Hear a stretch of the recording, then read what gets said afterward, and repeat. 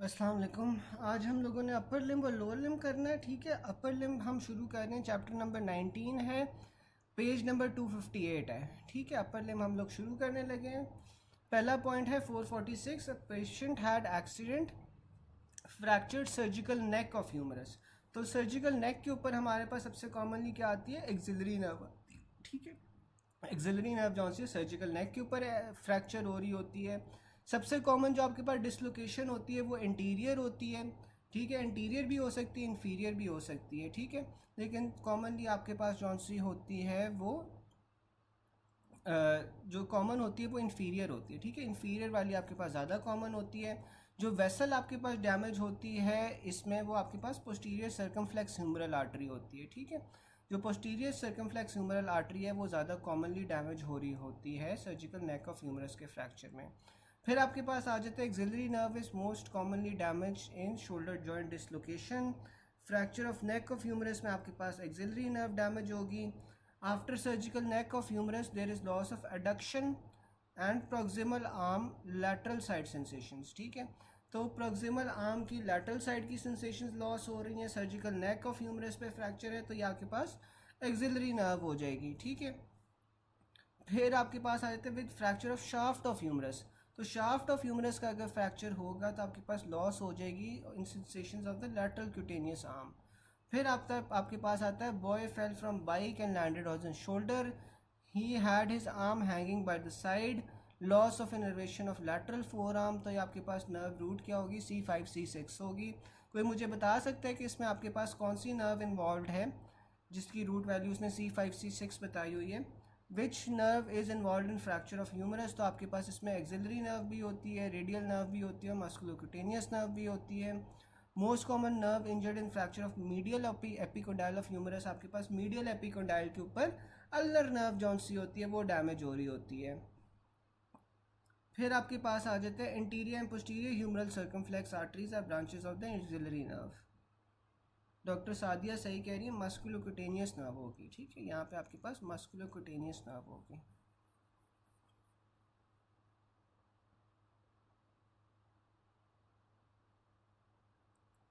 अच्छा, फिर आपके पास आ जाता है फ्रैक्चर ऑफ हेमेट। तो आपके पास जो हेमेट होता है वो आपके पास किस साइड पे होता है?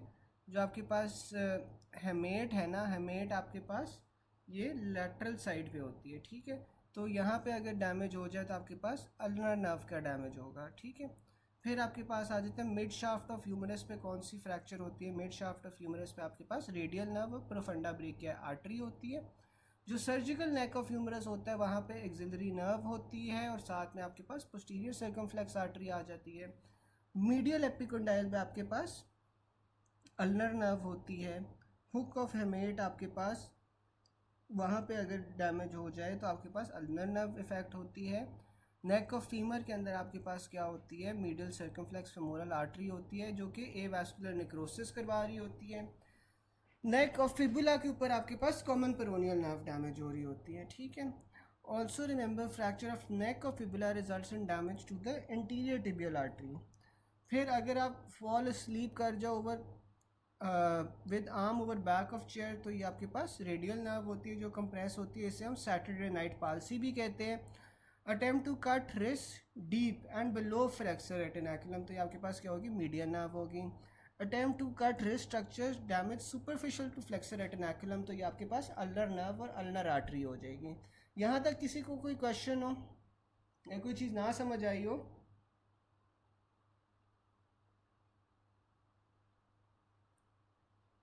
यहाँ तक किसी को कोई चीज़ ना समझ आई हो तो फिर हम आगे चलें।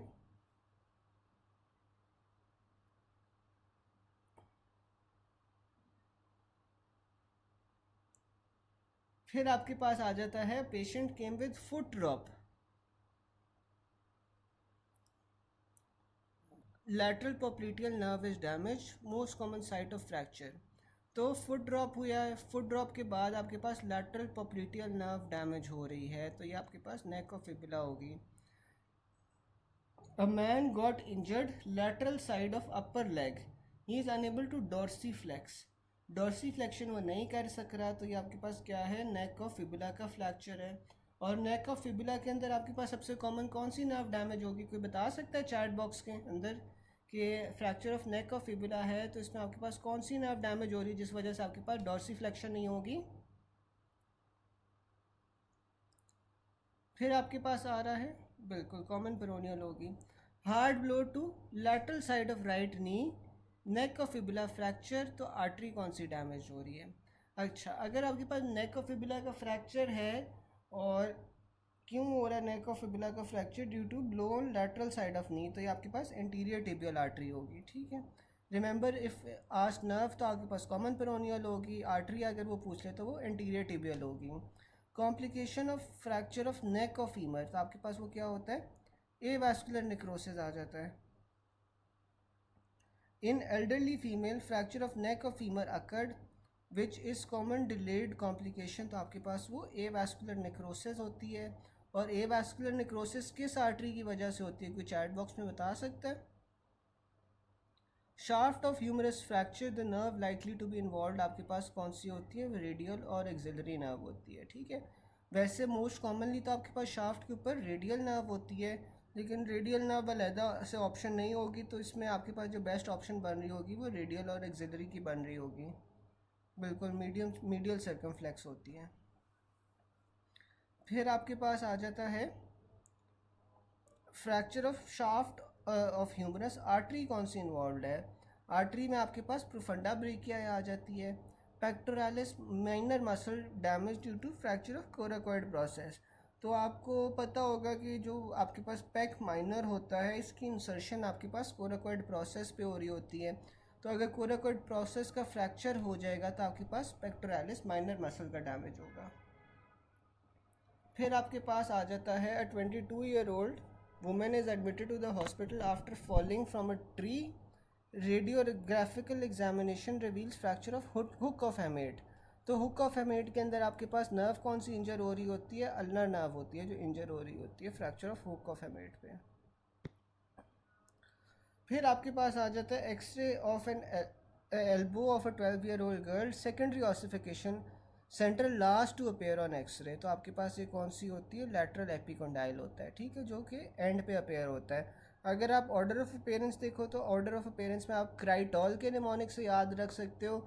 सी से आपके पास कैपिटुलम आ रहा है, आर से रेडियल हेड आ रहा है, आई से इंटरनल एपिकोंडाइल आता है, टी से ट्रोक्लिया आता है, ओ से ओलिक्रेनन प्रोसेस और एल से लैटरल एपिकोंडाइल। ठीक है, तो इसमें एज कैसे आप याद रख सकते हो कि आपने 2 प्लस करते रहना है, पहले कैपिटलम में 1 आ जाएगा, फिर 2 प्लस किया 3 आ गया, फिर 5 आ गया, 7, 9 और 11 आ गया। ठीक है, the order of appearances, the order of I and T are most important to remember.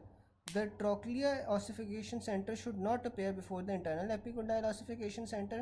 If you see a trochlea and no internal epicondyle, then you need to look very hard for an avulsed ossification center. ठीक है, तो ये आपने जौन सा है ना order याद रखना है।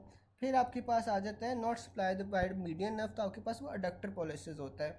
तो मुझे बता सकता है ये जो अडक्टर पॉलिसिस होता है इसकी नर्व सप्लाई क्या होती है अगर मीडियन नर्व नहीं होती तो।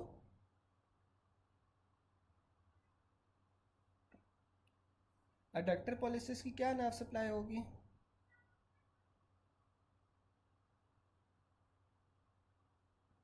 बिल्कुल अल्नर नर्व होगी। ठीक है, बाकी जितने भी आपके पास पॉलिसिस वाले मसल हैं या थंब वाले मसल हैं सारों को हमारे पास मीडियन नर्व सप्लाई करती है, जबकि जो हाली अडक्टर पॉलिसिस है उससे आपके पास अल्नर नर्व सप्लाई करेगी।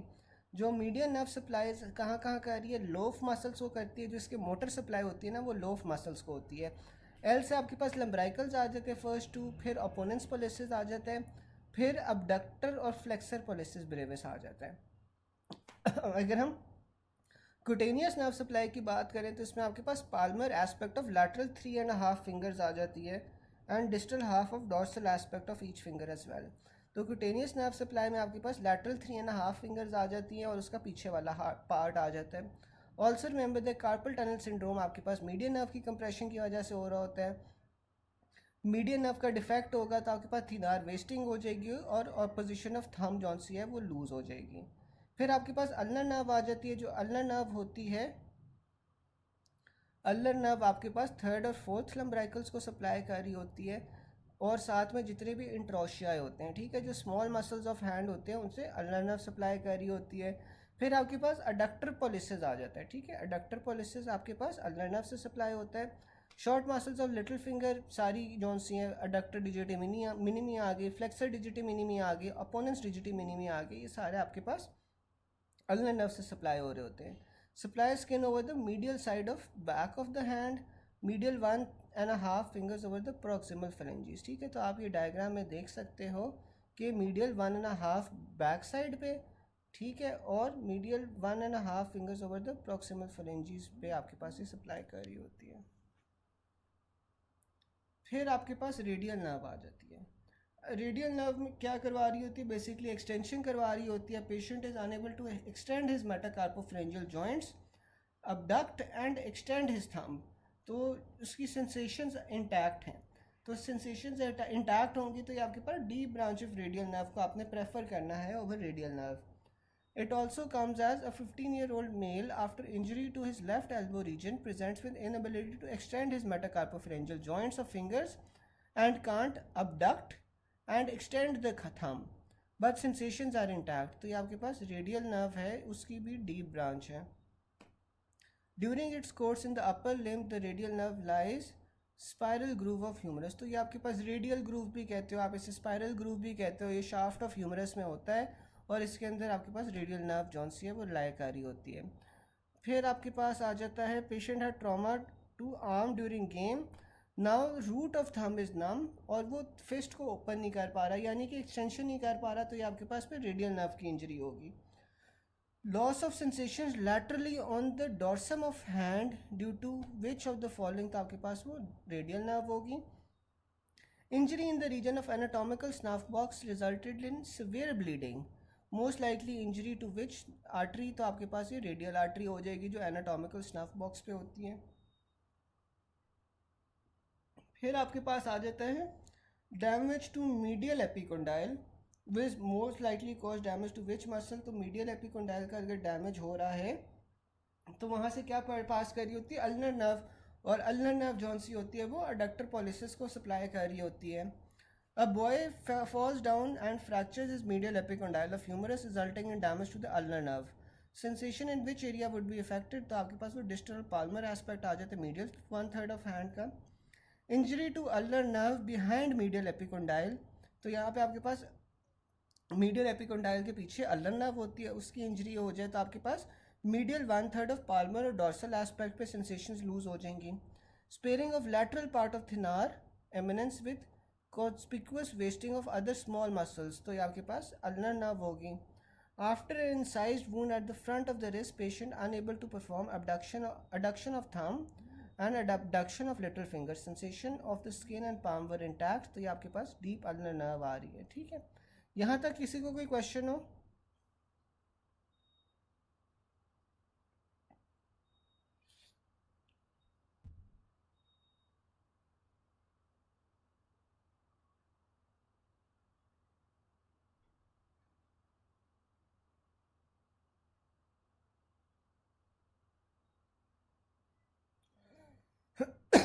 किसी को कोई मसला हो अभी तक?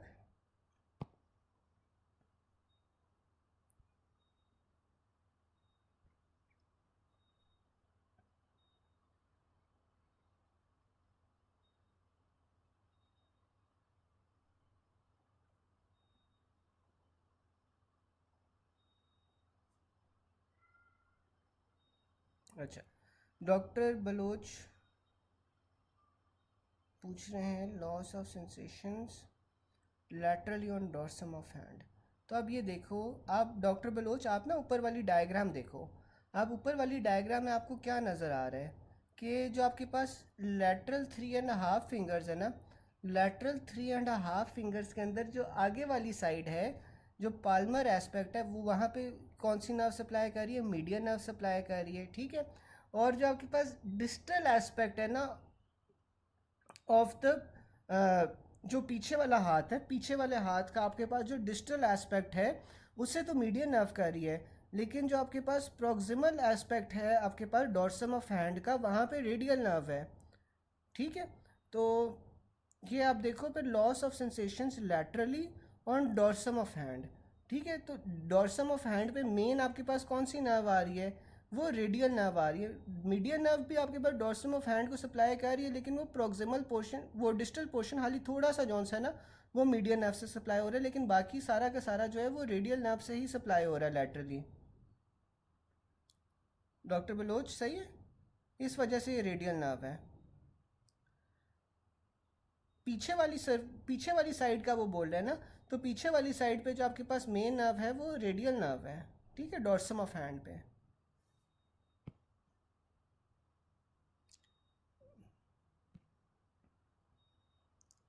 अच्छा doctor Safana, last point, after an incised wound at front of wrist the patient was unable to form perform adduction of thumb. तो अब देखो, जो अडक्शन थी थंब की, वो आपके पास किससे हो रही थी, वो आपके पास अल्नर नर्व से हो रही थी।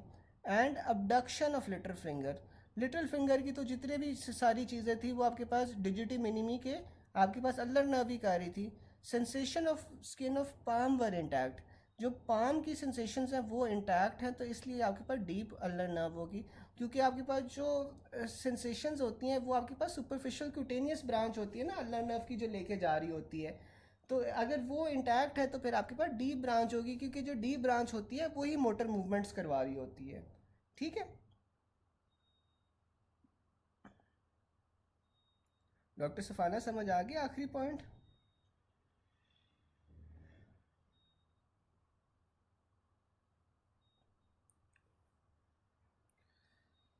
फिर आपके पास आ जाता है मीडियन नर्व। थंब इज अडक्टेड और लैटरली रोटेटेड। थंब जौन सा है वो आपके पास अडक्ट हुआ हुआ है, लैटरली रोटेट हुआ हुआ है, तो नर्व कौन सी डैमेज है आपके पास, median nerve.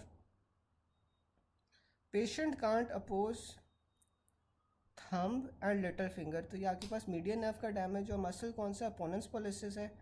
While taking blood sample at cubital fossa, तो क्यूबिटल फोसा में आपके पास ब्लड सैंपल लेते हुए नर्व कौन सी डैमेज होती है, मीडियन नर्व डैमेज होती है। कोई जल्दी जल्दी क्यूबिटल फोसा के कंटेंट्स चैट बॉक्स में लिख सकता है कि कौन कौन से होते हैं।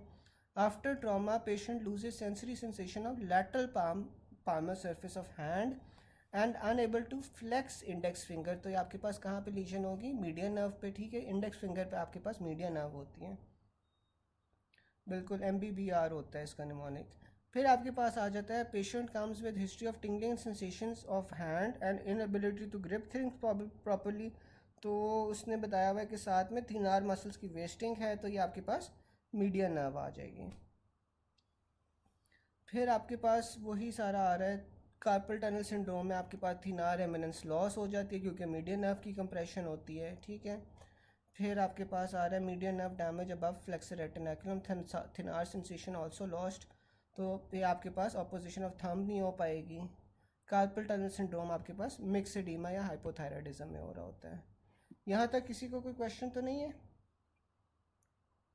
यहाँ तक किसी को कोई सवाल तो नहीं है? आगे चलें।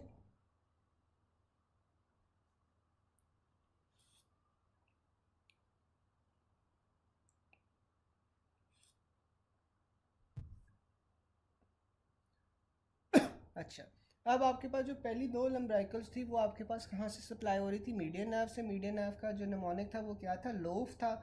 उसमें एल से आपके पास पहली दो लम्ब्राइकल्स आती हैं, जबकि जो थर्ड और फोर्थ लम्ब्राइकल्स होती हैं वो आपके पास अल्नर नर्व से सप्लाई होती हैं। और अल्नर नर्व की भी डीप ब्रांच से होगी, क्योंकि डीप ब्रांच जौन सी है वो मोटर एक्टिविटीज़ जौन सी है वो कंट्रोल कर रही होती हैं।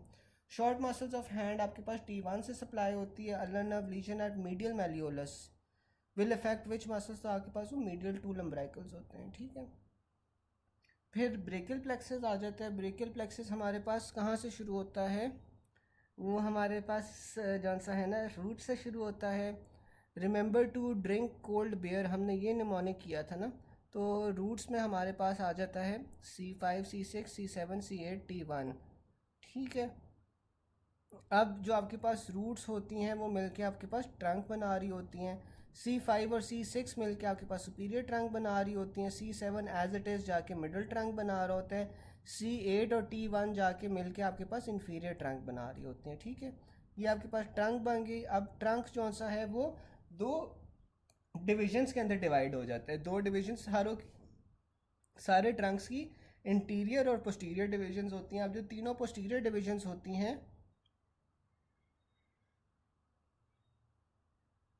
जो आपके पास तीनों पोस्टीरियर डिविजन्स होती हैं, तीनों पोस्टीरियर डिविजन्स मिला के आपके पास पोस्टीरियर कॉर्ड बनाती है।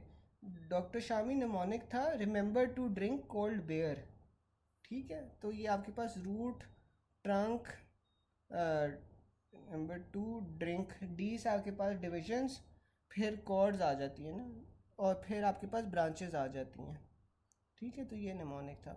है जो आपके पास पोस्टीरियर ट्रंक्स, पोस्टीरियर कॉर्ड्स होती हैं ना, वो पोस्टीरियर डिविजन्स होती हैं, वो तीनों की तीनों मिलके पोस्टीरियर कॉर्ड बना देती हैं। जबकि जो आपके पास इंटीरियर, जो इंटीरियर डिविजन्स होती हैं ऑफ द सुपीरियर ट्रंक और मिडल ट्रंक, वो आपके पास लैटरल कॉर्ड बना रही होती हैं।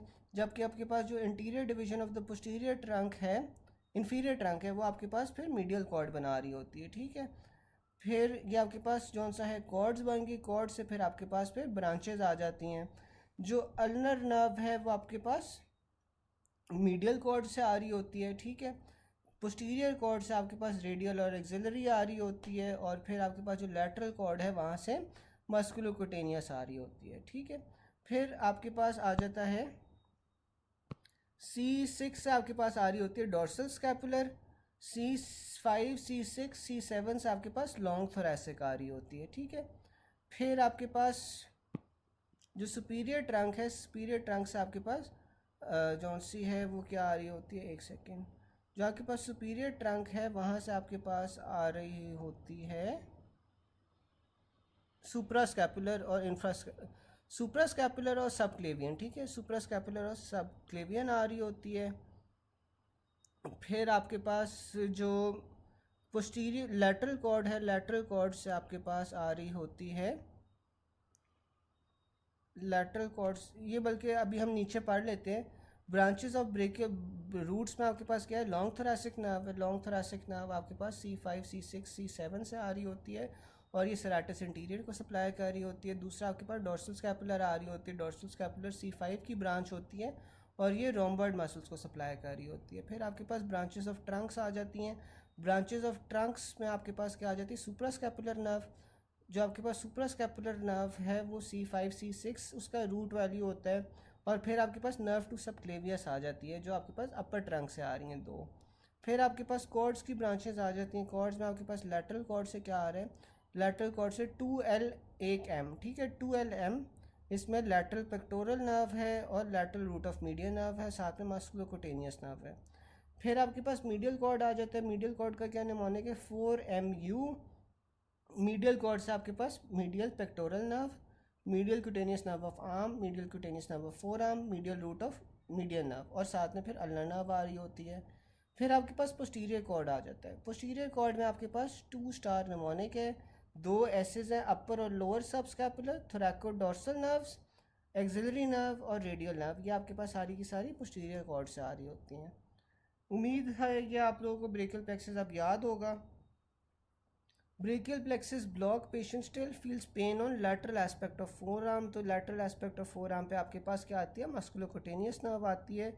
Lateral cord of brachial plexus supplies brachial biceps brachia, ठीक है, क्योंकि यहाँ से आपके पास मस्कुलोक्यूटेनियस निकल रही होती है। Following part of brachial plexus is present in axilla. तो आपके पास जो कॉर्ड्स होते हैं ना वो एक्सिला के अंदर प्रेजेंट होते हैं। Which nerve arises from trunk of brachial plexus. तो आपके पास वो लॉन्ग थोरैसिक नर्व होती है जो ट्रंक से आ रही होती है।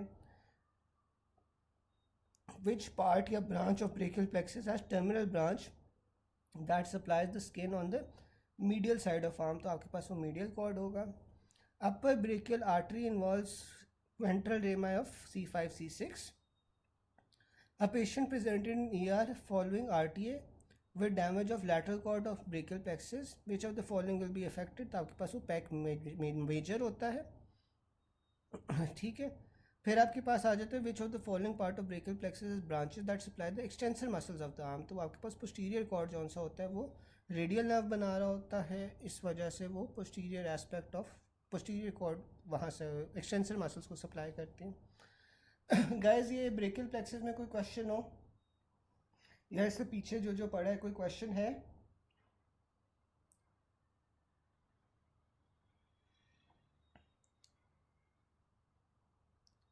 किसी को यहाँ तक कोई क्वेश्चन है?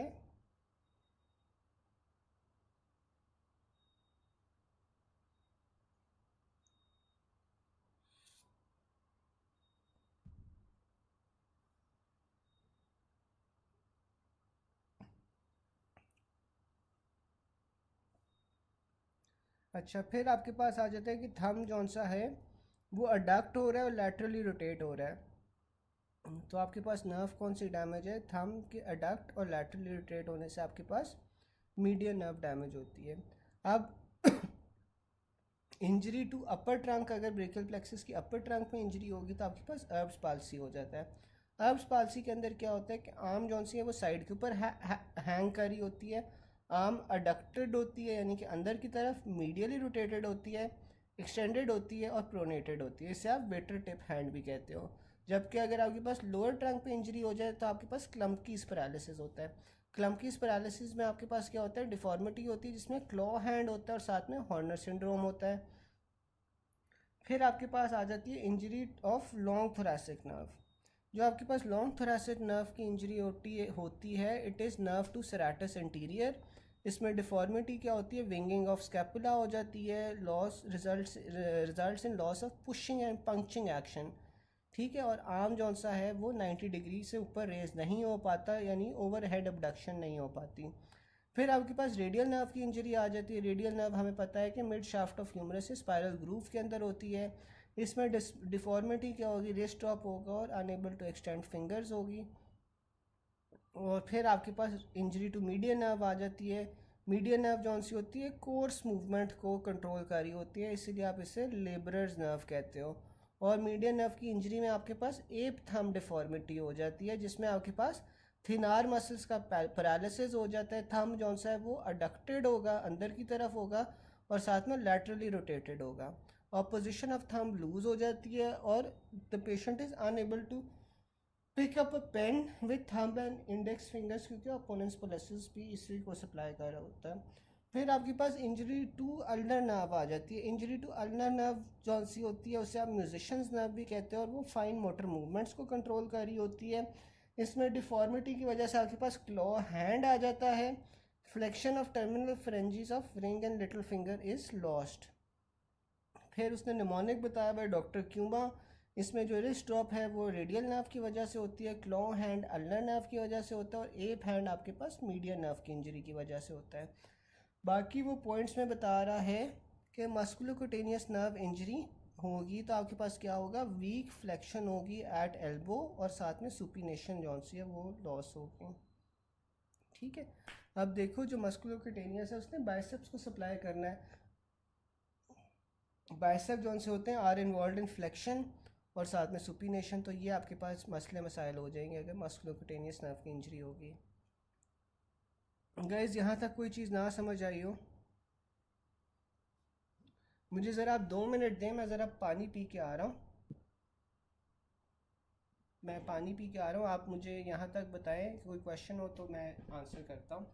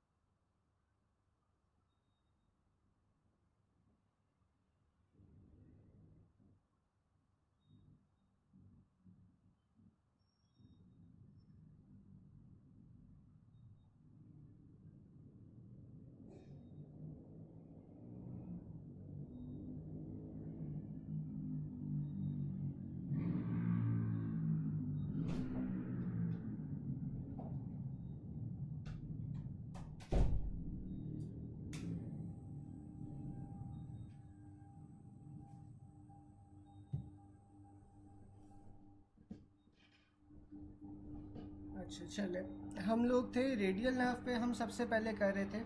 अब रेडियल नर्व में क्या होता है? Nerve involve in cause of wrist drop. तो रिस्ट ड्रॉप में हमारे पास रेडियल नर्व आती है। Bullet injury at radial groove of humerus. ठीक है, अगर आपके पास रेडियल ग्रूव ऑफ ह्यूमरस का इंजरी हो जाए तो वहाँ पे रेडियल नर्व जौन सी है वो डैमेज होगी। अगर रेडियल नर्व डैमेज होगी तो आपके पास लॉस हो जाएगा extension eight wrist and wrist drop हो जाएगी, ठीक है। बाकी आपके पास यही सारा रेडियल नर्व में है। फिर अल्नर नर्व आ रही है, loss of sensation of medial side of hand and claw of 2 medial fingers in distal interphalangeal joint. तो ये जो क्लॉ हैंड है वो आपके पास अल्नर नर्व से बनता है और मीडियल साइड को भी आपके पास अल्नर नर्व सप्लाई कर रही होती है। Most common nerve injured in fracture of medial epicondyle ulnar nerve होती है। फिर मीडियन नर्व आ जाता है, patient can't oppose thumb and little finger nerve damage median nerve होती है। Hypothyroid lady has loss of sensation index of middle finger, तो ये आपके पास loss of opposition of thumb हो जाएगी। और अगर ये हाइपोथायराइड लेडी है तो इसमें कंडीशन कौन सी होनी चाहिए जिस वजह से आपके पास ये मीडियन नर्व डैमेज हो रही है या कंप्रेस हो रही है, कोई बता सकता है? हाइपोथायराइड लेडी में कौन सी कंडीशन होगी?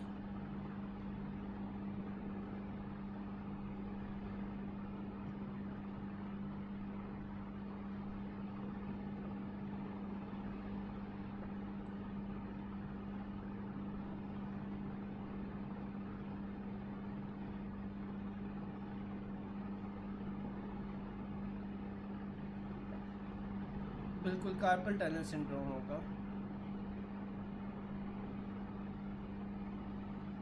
फिर हमारे पास आ जाता है वीक फ्लेक्शन एंड सुपिनेशन।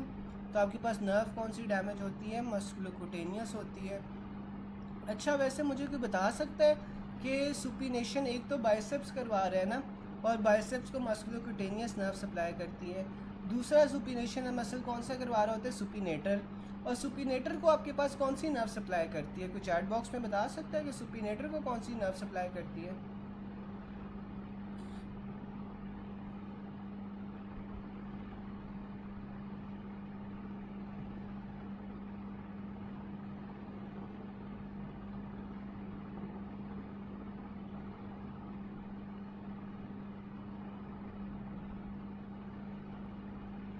बिल्कुल रेडियल करती है, ठीक है। फिर on mastectomy a patient had winging of scapula. तो विंगिंग ऑफ स्कैपुला हो रही है, साथ में मेस्टेक्टमी की उसने हिस्ट्री दी हुई है। तो मेस्टेक्टमी में आपके पास लॉन्ग थोरैसिक नर्व आ जाएगी। लेकिन अगर मुझे ये बताओ कि कोई ऐसा प्रोसीजर हो जिसमें आपका नेक इन्वॉल्व है और उसमें फिर विंगिंग ऑफ स्कैपुला हो रही है, तो फिर कौन सी नर्व होगी? अगर कोई नेक की इंजरी होती है, कोई नेक का प्रोसीजर होता है, उसके बाद विंगिंग ऑफ स्कैपुला होता है, तब कौन सी नर्व इन्वॉल्व होगी?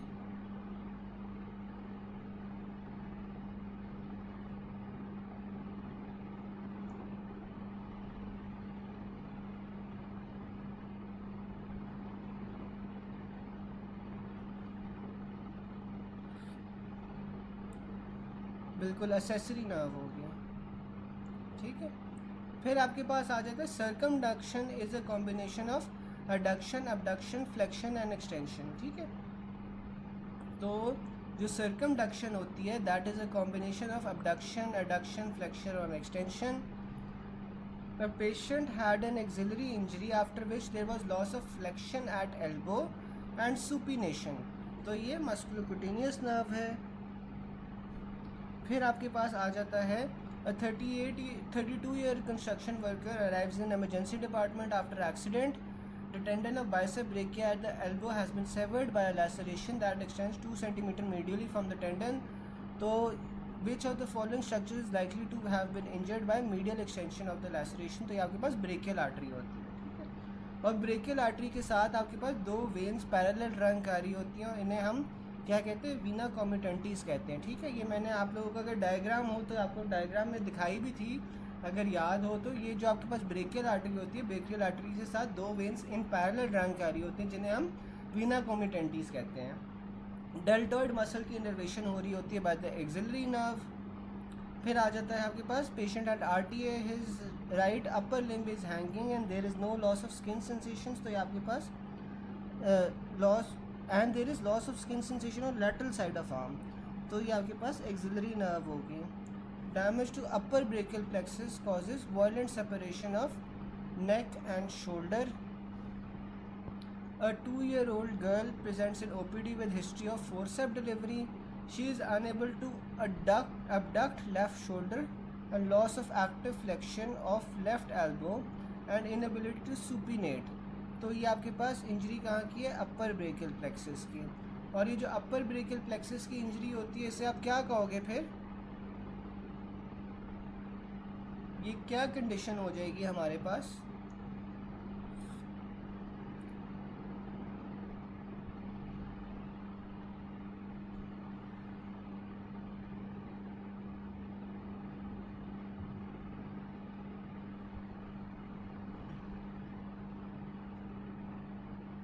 बिल्कुल, अर्ब्स पाल्सी या अर्ब्स पैरालिसिस। फिर आपके पास आ जाता है रेंज ऑफ मूवमेंट्स। जो 15 डिग्री तक आपके पास मसल मूव करवाता है ना, abduction करवा रहा होता है, वो सुप्रास्पाइनेटस होता है। उसमें नर्व जौन सी होती है वो सुप्रास्कैपुलर नर्व होती है। फिर 15 से लेकर 90 डिग्री तक आपके पास जो मसल abduction करवा रहा होता है वो डेल्टॉइड होता है, उसकी नर्व सप्लाई एक्सिलरी नर्व होती है। जो बियॉन्ड 90 या ओवरहेड abduction करवा रहा होता है वो मसल्स कौन से होते हैं? सेराटस इंटीरियर और ट्रेपीजियस। सेराटस इंटीरियर की नर्व सप्लाई लॉन्ग थोरैसिक आ जाती है, जबकि ट्रेपीजियस की जौन सी है वो एसेसरी नर्व आ जाती है। ठीक है, स्पाइनल एसेसरी नर्व होती है। फिर आपके पास आ जाता है trapezius and serratus anterior, both are use for abduction beyond 90 degrees. ठीक है, तो अगर if a person can't comb his hair और can't move his hand above 90 degree, तो इसमें आपने सेराटस इंटीरियर को प्रेफर करना है ओवर ट्रेपीजियस। ठीक है, अगर वो सिंपल ओवरहेड abduction का सिनेरियो दे दे के ओवरहेड abduction नहीं हो पा रही, तो उसमें हमने सेराटस इंटीरियर को प्रेफर करना है ओवर ट्रेपीजियस। ठीक है, फिर अगर वो ट्रॉमा का पॉइंट लोकलाइज कर ले, जैसे नेक ट्रॉमा या नेक सर्जरी है, तो फिर हमने ट्रेपीजियस को प्रेफर करना, और ट्रेपीजियस की नर्व सप्लाई क्या होगी? स्पाइनल एसेसरी होगी। और अगर वो ब्रेस्ट सर्जरी या चेस्ट ट्यूब प्लेसमेंट का मेंशन कर दे, तो तब हमने फिर सेराटस इंटीरियर को करना है, जिसकी नर्व सप्लाई हमारे पास लॉन्ग थोरैसिक नर्व होगी। ठीक है, ये एमसीक्यू सारे उसी से रिलेटेड है। हम अगले पॉइंट पे चल रहे हैं, point number 454। Latissimus dorsi muscle is supplied by which nerve? तो जो लेटिसिमस डोर्साई होता है ना, ये आपके पास बैक का मसल होता है, और ये इससे जो नर्व सप्लाई होती है वो थोरैकोडोर्सल नर्व होती है। ठीक है, अब उसने मसल्स बताए हुए हैं, साथ में सारों की नर्व सप्लाई बताई हुई है। जो ट्रेपीजियस होती है उसकी मोटर सप्लाई क्या होती है? Spinal part of accessory nerve, जो ऊपर टेबल में भी आया था, और इसकी जो सेंसरी सप्लाई होती है वो C3 C4 से हो रही होती है।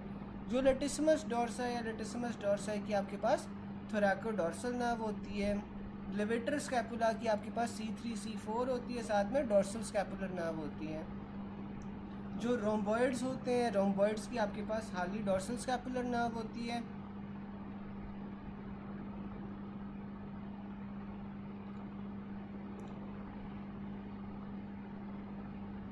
नर्व्स में हम सेराटस बिल्कुल नर्व्स में हम लॉन्ग थोरैसिक को प्रेफर करेंगे ओवर स्पाइनल एसेसरी। अगर तो उसने कोई ट्रॉमा वगैरह की कोई भी हिस्ट्री नहीं दी हुई, हाल ही उसने ओवरहेड abduction का पूछा हुआ है, तो उसके अंदर बिल्कुल हम लॉन्ग थोरैसिक को प्रेफर करेंगे ओवर एसेसरी। लेकिन अगर उसने ट्रॉमा या साइट ऑफ लीजन दी हुई है, तो फिर हमने जौन सा ना अकॉर्डिंगली चलना है, जो उसने दिया होगा उसके अकॉर्डिंगली हम आंसर करेंगे। फिर आपके पास ना आ रहा है सेराटस इंटीरियर का निमोनिक है सॉल्ट। तो सेराटस इंटीरियर को लॉन्ग थोरैसिक नर्व करती है, डेल्टॉइड को हमारे पास एक्सिलरी नर्व करती है। जो एक्सटेंसर कार्पाई अल्नारिस होता है उससे आपके पास पोस्टीरियर इंट्रोशियस करती है, क्योंकि देखो एक्सटेंसर्स है ना, तो एक्सटेंसर पीछे की तरफ आ जाते हैं, और इससे आपके पास पोस्टीरियर इंट्रोशियस नर्व सप्लाई करती है। तो मुझे बता सकते हैं कि जो पोस्टीरियर इंट्रोशियस नर्व होती है वो किसकी ब्रांच होती है? पोस्टीरियर इंट्रोशियस नर्व किसकी ब्रांच होती है?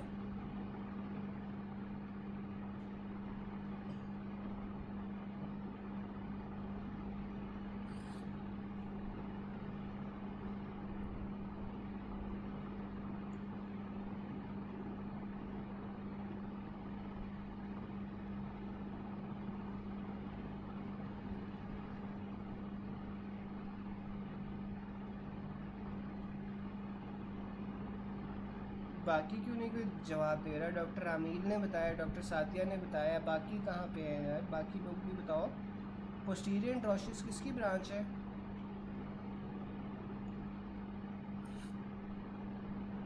बिल्कुल रेडियल की ब्रांच है। और जो एंटीरियर इंट्रोशियस है, एंटीरियर इंट्रोशियस किसकी ब्रांच है?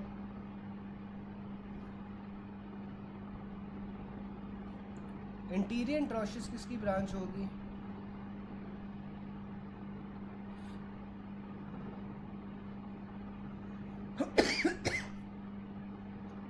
बिल्कुल, जो एंटीरियर इंट्रोशियस है वो आपके पास मीडियन नर्व की ब्रांच होगी, ठीक है। लेटिस्मस डॉर्सस सप्लाइड बाय विच नर्व? तो लेटिस्मस डॉर्सस थोरैकोडोर्सल नर्व होती है। डॉर्सल स्कैपुलर नर्व आपके पास रोम्बॉइड्स को सप्लाई कर रहे होते हैं, ठीक है। जो लेवेटर स्कैपुला है, लेवेटर स्कैपुला की आपके पास क्या नर्व सप्लाई हो जाती है? C3 से C5 तक, ठीक है। फिर एक्सटेंसर कार्पाई अल्नारिस आपके पास पोस्टीरियर इंट्रोशियस नर्व से सप्लाई हो रहा होता है, ठीक है। फिर आपके पास आ जाता है laceration of wrist, which structure are involve are likely to be injured? तो अल्नर नर्व, अल्नर आर्टरी होती है। अब ये जो अल्नर नर्व, अल्नर आर्टरी होती है, आप लोगों को पता होगा कि ये सुपरफिशियल होती है टू द फ्लेक्सर रेटिनाकुलम, ठीक है। जो अल्नर नर्व और अल्नर आर्टरी होती है वो सुपरफिशियल होती है टू द फ्लेक्सर रेटिनाकुलम। अब सुपरफिशियल स्ट्रक्चर्स आपके पास कौन कौन से फ्लेक्सर रेटिनाकुलम के जो ऊपर से गुजरे होते हैं? उसमें आपके पास टेंडन ऑफ पाल्मारिस लॉन्गस आ जाता है, Palmer cutaneous branch of median nerve और अल्नर नर्व आ जाती है, अल्नर नर्व और अल्नर वेसल्स आ जाती हैं, ठीक है। फिर आपके पास डीप कौन से स्ट्रक्चर्स होते हैं? डीप में आपके पास निमोनिक उसने दिया हुआ है, medical superintendent is fully boring. तो इसमें आपके पास मीडियन नर्व होती है, ठीक है, जिसकी कंप्रेशन से कार्पल टनल हो रहा था। Tendon of flexor digitorum सुपरफिशियालिस, flexor pollicis longus, और साथ में अल्नर और रेडियल बर्सा जो से होते हैं वो डीप पास कर रहे होते हैं। Structure passing above the flexor retinaculum आपके पास अल्नर नर्व, अल्नर आर्टरी होगी, ठीक है। फिर उसने बताया हुआ है कि a girl after fight with her best friend unable to extend her fingers, तो एक्सटेंशन किसका काम होता है? रेडियल नर्व का। Structures passing superior to transverse carpal ligament आपके पास अल्नर नर्व होती है, जो ट्रांसवर्स कार्पल लिगामेंट के सुपीरियरली पास कर रही होती है। फिर आपके पास डीप पाल्मर आर्च, जो डीप पाल्मर आर्च होती है वो आपके पास किसकी ब्रांच होती है? रेडियल आर्टरी की ब्रांच होती है। फिर deep Palmer arch formed mainly at the terminal part of radial artery, जबकि जो सुपरफिशियल पाल्मर आर्च है वो आपके पास अल्नर आर्टरी से बन रही होती है। यहाँ तक या किसी को कोई क्वेश्चन हो या कोई चीज़ ना समझ आई हो?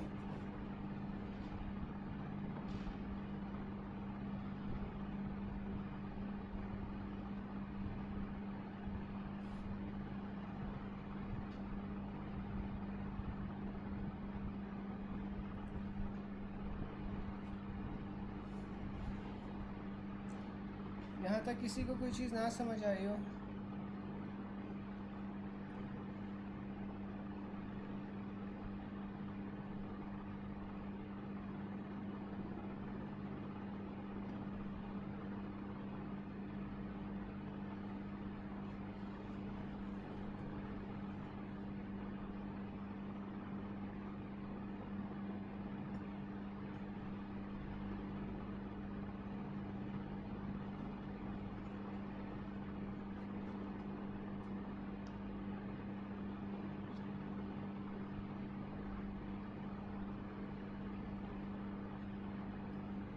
चलो, फिर हमारे पास आ जाते हैं women having whiplash injury during RTA, ठीक है। उससे C5 और C6 नर्व जॉन्सियनम और डैमेज हो गई हैं। She will be having which of the following disability? तो ये आपके पास फ्लेक्शन ऑफ एल्बो जॉन्सियना वो नहीं हो पाएगी, ठीक है, क्योंकि यहाँ पे आपके पास कौन सी नर्व डैमेज हो रही है? मस्कुलोक्यूटेनियस डैमेज हो रही है, और मस्कुलोक्यूटेनियस बाइसेप्स को सप्लाई करती है, जो कि आपके पास फिर फ्लेक्शन करवा रहे होते हैं। रिस्ट की adduction is done by flexor और एक्सटेंसर कार्पाई अल्नारिस। अब ये अल्नारिस देखो आपके पास मीडियल साइड पे होता है, तो इसीलिए आपके पास फिर फ्लेक्सर और एक्सटेंसर कार्पाई अल्नारिस होंगे जो रिस्ट को अंदर की तरफ लेके जा रहे हैं, अडक्शन करवा रहे हैं। सर्कमडक्शन हमने पढ़ा था कि 4 मूवमेंट्स की कॉम्बिनेशन होती है। अटलांटो एक्सियल जॉइंट पे मूवमेंट कौन सी हो रही होती है? रोटेशन हो रही होती है। After an incised wound at in front of wrist the patient was unable to perform adduction of thumb and abduction of little finger, sensation of skin of palm were intact. The most likely nerve injured is deep ulnar nerve. ठीक है, thumb is adducted and laterally rotated, तो आपके पास median nerve damage हो रही है। Carpal tunnel syndrome में आपके पास कौन सी मूवमेंट इफेक्ट होती है? ऑपोजिशन। ठीक है, फिर अगला आपके पास पॉइंट आ जाता है कि लॉन्ग थोरेसिक नर्व जौन सी होती है वो सेरेटस इंटीरियर को सप्लाई कर रही होती है। अब ये सारे जौन से ना मसल्स हैं, मसल्स के साथ उनकी एसोसिएटेड नर्व्स हैं। ठीक है, जीनोहायोइड आपके पास टंग का मसल आ जाता है, इसे C1 सप्लाई कर रही होती है। प्लाटिज्मा आपके पास जौन सा है वो नेक का मसल होता है, इसे cervical branch of facial nerve supply कर रही होती है। पोस्टीरियर बेली ऑफ डायगैस्ट्रिक को आपके पास फेशियल नर्व आ जाती है। मैसेटर मसल के पास आपके पास मैंडिबुलर ब्रांच ऑफ ट्राइजेमिनल है, ये आपके पास मसल ऑफ मास्टिकेशन हो जाएगा। सब मैंडिबुलर ग्लैंड को आपके पास parasympathetic part of facial nerve supply कर रही होती है। जो प्लांटर सरफेस ऑफ फुट होती है, यानी जो नीचे वाली सरफेस होती है, उससे आपके पास पोस्टीरियर टिबियल नर्व कर रही होती है। ठीक है, फिर आपके पास स्टेर्नोक्लीडोमास्टॉइड आ जाता है। जो स्टेर्नोक्लीडोमास्टॉइड होता है उससे स्पाइनल एक्सेसरी नर्व कर रही होती है। फिर रेक्टस एब्डोमिनस मसल को आपके पास लोअर 6 थोरेसिक नर्व्स, या फिर उस समटाइम्स ऑप्शन में ये भी दिया होता है फॉर लास्ट 5 इंटरकॉस्टल और सबकॉस्टल नर्व्स। फिर डिट्रूजर मसल को जो ब्लैडर का है, उसके बाद आपके पास पैरासिम्पैथेटिक पेल्विक नर्व्स आ जाती हैं या इंफीरियर हाइपोगैस्ट्रिक प्लेक्सस आ जाते हैं। वल्वा को आपके पास पोडेंडल नर्व कह रही होती है। लेवेटर स्कैपुला को dorsal scapular nerve. Rectus capitis posterior, ये आपके पास गर्दन में पीछे वाली साइड पे होता है, तो इसे ऑसिपिटल नर्व सप्लाई कर रही होती है। सुप्रारीनल ग्लैंड को आपके पास ग्रेटस प्लैंक्निक नर्व सप्लाई कर रही होती है। Dura of middle cranial fossa में आपके पास ट्राइजेमिनल नर्व आ जाती है। पोस्टीरियर 1/3 ऑफ टंग में ग्लॉसोफरेंजियल आ जाती है। ग्लूटियस मीडियस में आपके पास सुपीरियर ग्लूटियल नर्व आ जाती है। स्टेर्नोथायरॉइड को आपके पास अंसा सर्वाइकैलिस कर रहा होता है। तो मुझे बता सकते हैं कि जो अंसा सर्वाइकैलिस है वो कैसे बन रहा होता है? किसी को याद है अंसा सर्वाइकैलिस कैसे बन रहा होता है? फिर स्क्रोटम में आपके पास इलियो-इंग्वाइनल नर्व्स आ जाती हैं। बैक मसल्स को आपके पास dorsal rami of posterior spinal nerve supply करते हैं। क्रीम अस्टेरिक में आपके पास जेनिटल ब्रांच ऑफ जेनिटोफेमोरल आ जाती है और इंटरनल एनल स्फिंक्टर को हाइपोगैस्ट्रिक प्लेक्सस सप्लाई कर रहा होता है। यार मुझे कोई बता सकता है कि अंसा सर्वाइकैलिस किस तरह बन रहा होता है?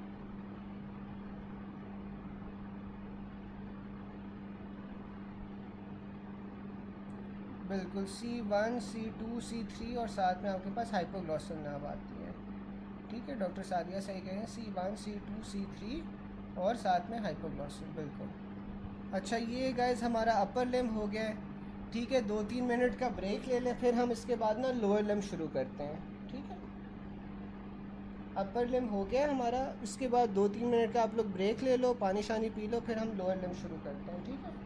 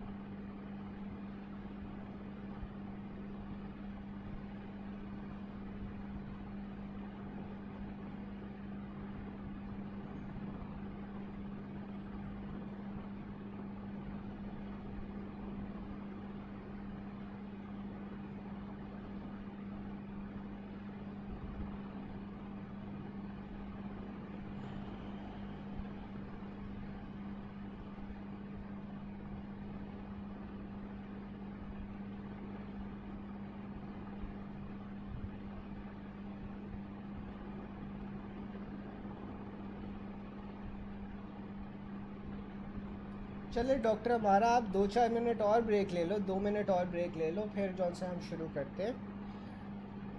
2-4 मिनट ब्रेक ले लो आप लोग बेशक, और फिर शुरू करते हैं। मैं ग्रुप पे जौन सा है ना आपको दोबारा से बता देता हूँ, जब मैं शुरू करने लगूँ तब फिर आप लोग ज्वाइन कर लेना बेशक सारे, ठीक है। 2-4 मिनट और ब्रेक ले लो अगर चाहिए।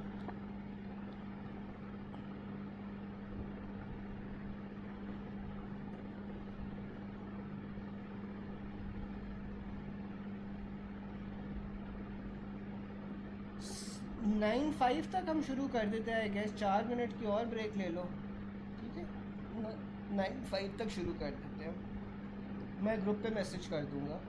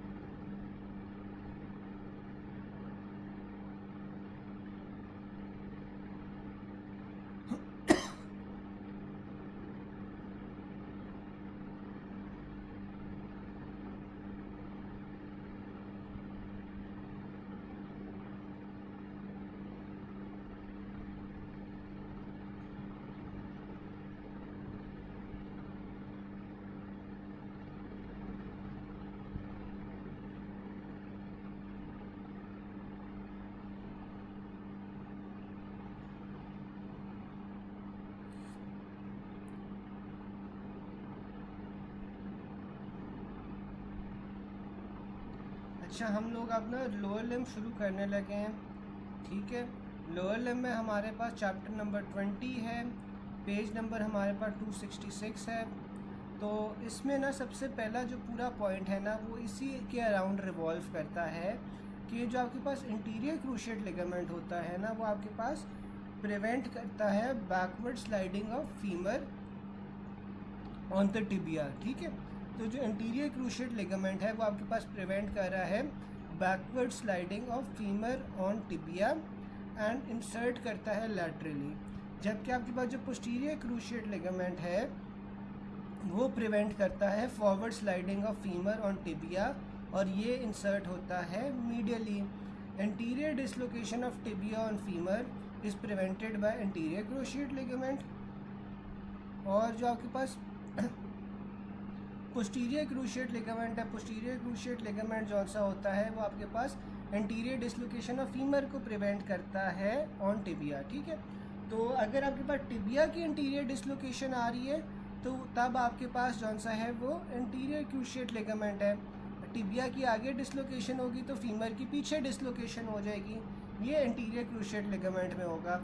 और पोस्टीरियर क्रूशिएट लिगामेंट में क्या होगा कि इंटीरियर डिसलोकेशन हो जाएगी फीमर की, जबकि टिबिया जौन सा है वो पोस्टीरियरली डिसलोकेट हो जाएगा।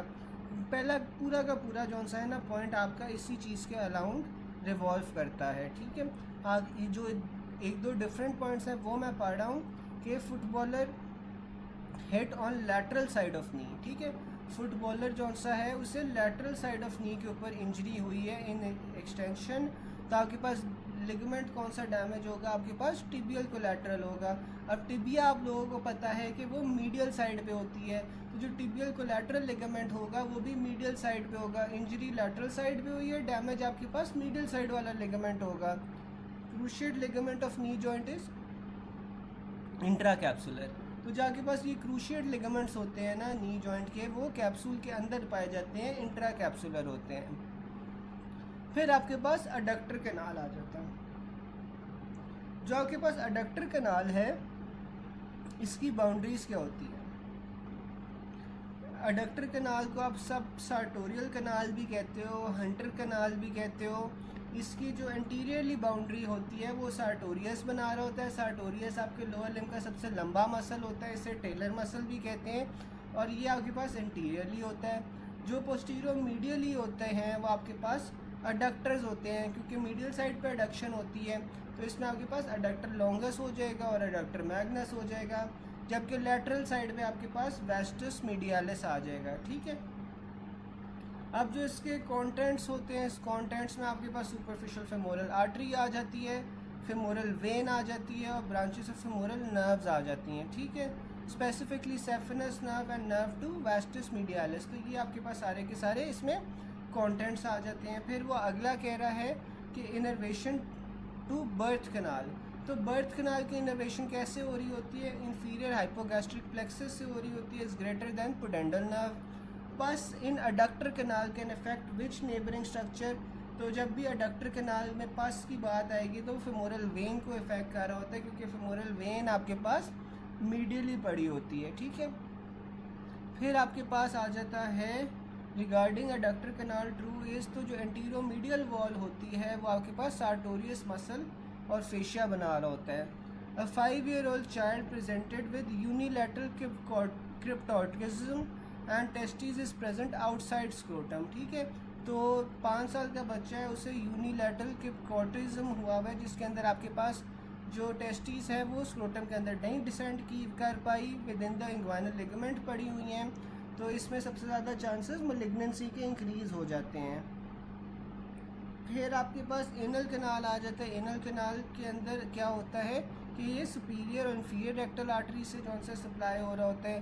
वोकमैन्स कैनाल आपके पास एक वास्कुलर स्पेस होती है। रिगार्डिंग फेमोरल कैनाल क्या होता है? फेमोरल कैनाल आपके पास सबसे मीडियली पड़ा होता है। फेमोरल कैनाल के अंदर आपके पास लिम्फेटिक्स होते हैं और इनका काम क्या होता है कि ये फेमोरल वेन को अलाउ करते हैं to distend to increase venous return. Femoral vein is related laterally to femoral artery. Femoral artery is pulsated at mid inguinal point. ठीक है, यहाँ तक किसी को कोई कन्फ्यूजन हो? यहाँ तक किसी को कोई कन्फ्यूजन हो?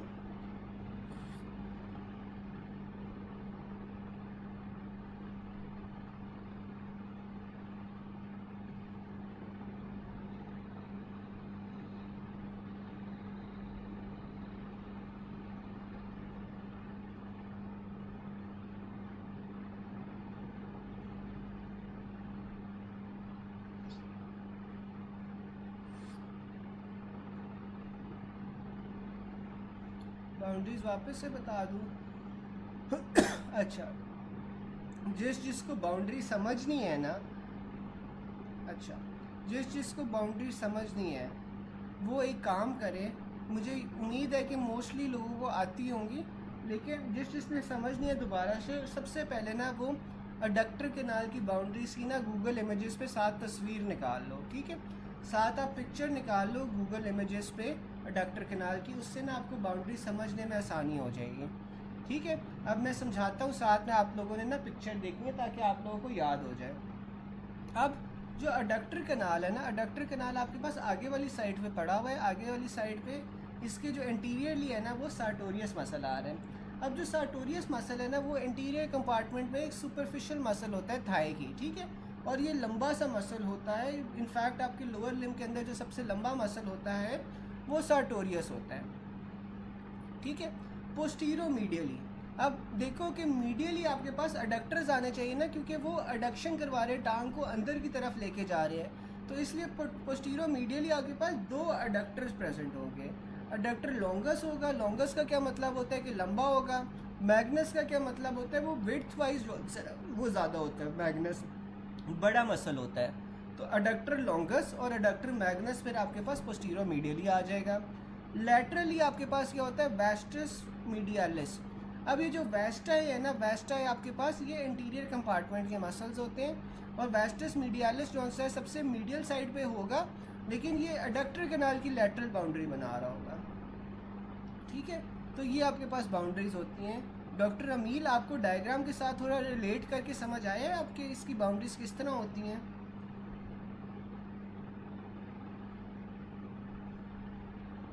हाँ, ये जो adductor canal present in hamstring है ना, ये गलत लिखा हुआ है बिल्कुल। ये जो अडक्टर कैनाल होता है ना, बेसिकली हैमस्ट्रिंग में नहीं प्रेजेंट होता, ये आपके पास आगे वाली साइड के ऊपर इंटीरियर कंपार्टमेंट के अंदर ही प्रेजेंट होता है। हैमस्ट्रिंग कंपार्टमेंट तो आपके पास पीछे आ जाता है ना, पीछे नहीं है प्रेजेंट होता।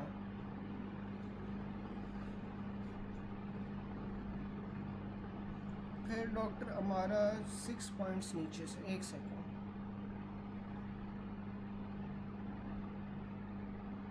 हाँ, ये वही है ना डॉक्टर हमारा, हाँ यही पूछ रहे हैं बिल्कुल। ये 6 पॉइंट्स, ये जो अडक्टर कैनाल है ये आपके पास हैमस्ट्रिंग मसल्स में प्रेजेंट नहीं होता, ये इंटीरियर कंपार्टमेंट में होता है बिल्कुल। फिर आपके पास आ जाता है neck of femur supplied by medial and lateral circumflex arteries. तो आपके पास जो नेक ऑफ फीमर होता है वो आपके पास मीडियल और लैटरल सर्कमफ्लेक्स आर्टरी से हो रहा होता है, जबकि एवास्कुलर नेक्रोसिस अगर आ जाए तो उसमें आपके पास मीडियल सर्कमफ्लेक्स आ जाती है। फिर आपके पास blood supply of head of femur आता है। तो हेड ऑफ फीमर बड़ों में या अडल्ट्स में आपके पास रेटिनैकुलर आर्टरी से हो रहा होता है ग्रेटर देन मीडियल सर्कमफ्लेक्स, और बच्चों के अंदर ये ऑब्टरेटर आर्टरी से हो रहा होता है। जबकि blood supply of neck of femur अगर बात करें तो नेक ऑफ फीमर में आपके पास मीडियल और लैटरल सर्कमफ्लेक्स आर्टरीज आ जाती हैं, ठीक है। फिर आपके पास ह्यूमरस आ जाता है। Blood supply of head of humerus आपके पास क्या होगी, आर्कुरेट आर्टरी होगी ग्रेटर देन एंटीरियर सर्कमफ्लेक्स, और ब्लड सप्लाई ऑफ नेक आ जाए तो उसमें एंटीरियर और पोस्टीरियर सर्कमफ्लेक्स आ जाती हैं। अगर वो अडल्ट की बात करें तो अडल्ट में हेड ऑफ फीमर आपके पास किससे सप्लाई हो रहा होता है, रेटिनैकुलर आर्टरी से। बच्चों में ये ऑब्टरेटर आर्टरी से हो रहा होता है। एवास्कुलर नेक्रोसिस की बात करें तो मीडियल सर्कमफ्लेक्स आ जाती है। Main supply of head of humerus अगर आ जाए तो ह्यूमरस के अंदर ये आपके पास आर्कुरेट आर्टरी होती है, ठीक है। फिर आपके पास पिलर्स आ जाते हैं। तो आपके पास जो मीडियल लॉन्गिट्यूडनल आर्च है ना, मीडियल लॉन्गिट्यूडनल आर्च आपके पास 3 बन रही होती है। कैल्केनियम से पीछे की तरफ टेलस आ जाती है, नेविकुलर बोन आ जाती है, और 3 ट्यूनिफॉर्म आ जाती हैं, और फर्स्ट 3 मेटाटार्सल्स आ जाती हैं, ठीक है। जो मीडियल लॉन्गिट्यूडनल आर्च है पीछे की साइड पर कैल्केनियम, फिर ऊपर टेलस आ जाएगी, फिर नेविकुलर आ जाएगी, 3 ट्यूनिफॉर्म बोन्स आ जाएंगी, और फिर फर्स्ट 3 मेटाटार्सल आ जाएंगी। इंटीरियर पिलर जो है वो मीडियल 3 मेटाटार्सल से बन रहा होता है, जबकि जो पोस्टीरियर पिलर है वो कैल्केनियम से बन रहा होता है। इसमें की स्टोन का वो पूछ ले तो टेलस होगा। फिर लैटरल लॉन्गिट्यूडनल आर्च आ जाती है। एनल कैनाल की ऊपर लिखा हुआ था ना, एनल कैनाल की ऊपर आपके पास लिखी हुई थी ब्लड सप्लाई।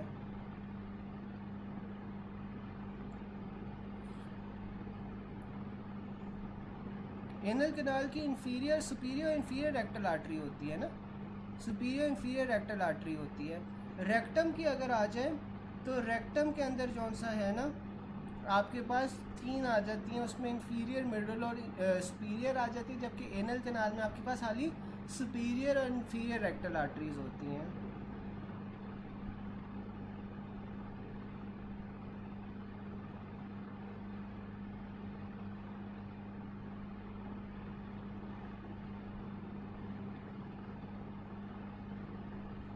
अच्छा हाँ, जो आपके पास होता है ना कैल्केनियम, कैल्केनियम आपके पास पोस्टीरियर पिलर बना रहा होता है, ठीक है।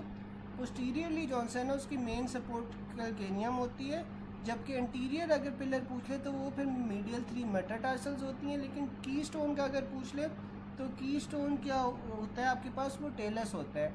की स्टोन से मतलब ये है कि आपका जो सारा का सारा वेट होता है ना वो इस बोन के ऊपर सपोर्ट हो रहा होता है, ठीक है। तो इससे फिर की स्टोन इसलिए कहते हैं क्योंकि जो आपके पास सारा लिम्ब का वेट है ना वो इसी बोन के ऊपर ट्रांसमिट हो रहा है टुवर्ड्स द फुट, इसलिए आप उसे की स्टोन कहते हो। और की स्टोन जौन सा है मीडियल लॉन्गिट्यूडनल आर्च का फिर टेलस होगा, ठीक है।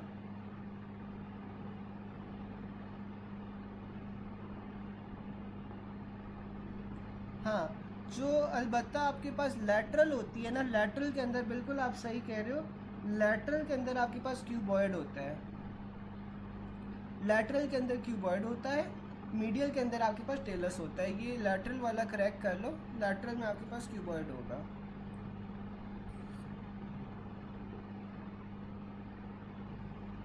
हाँ, लैटरल का क्यूबॉइड होगा, मीडियल का टेलस होगा, ठीक है।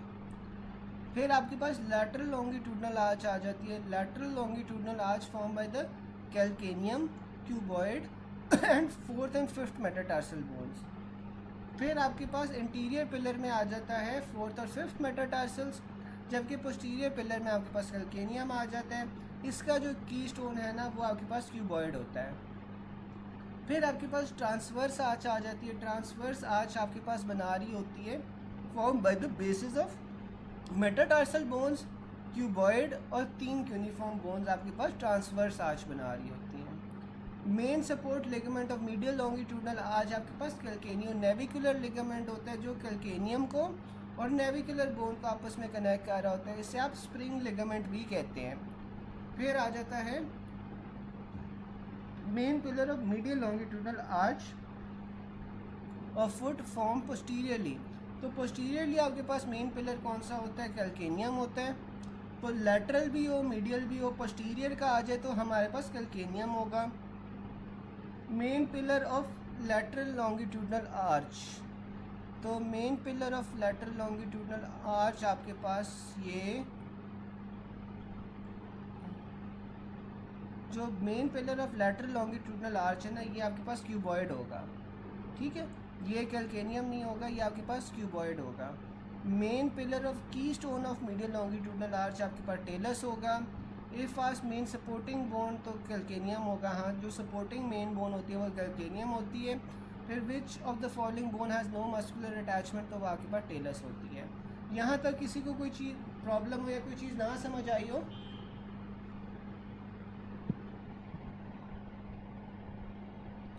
नहीं, ये दोनों में ना इस तरह है कि जब भी आपके पास लैटरल लॉन्गिट्यूडनल आर्च आ जाएगा ना, लैटरल लॉन्गिट्यूडनल आर्च का मेन पिलर या की स्टोन हमारे पास ना क्यूबॉइड होगा, ठीक है डॉक्टर असद। तो लैटरल लॉन्गिट्यूडनल आर्च का ना हमारे पास क्यूबॉइड होगा जो मेन पिलर होगा। अगर पोस्टीरियर पिलर हो तो पोस्टीरियर पिलर दोनों में सेम होगा, वो कैल्केनियम ही होगा, ठीक है।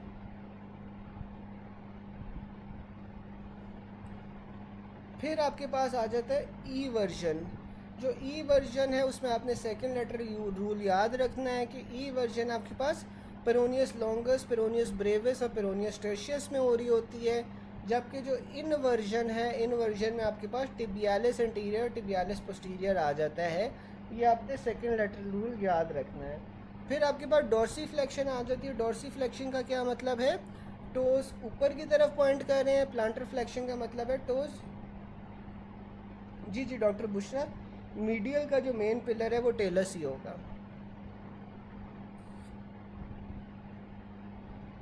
अच्छा, मैं ये बता रहा था कि जो आपके पास डॉर्सी फ्लेक्शन है ना, डॉर्सी फ्लेक्शन में टोज जो से ऊपर की तरफ पॉइंट कर रहे होंगे, जबकि प्लांटर फ्लेक्शन के अंदर आपके पास टोज नीचे को पॉइंट कर रहे होंगे। और जो इन्वर्जन और ईवर्जन है ना, वो टार्सल जॉइंट्स के ऊपर हो रही होती है, वो आपके पास एंकल जॉइंट पे नहीं होती।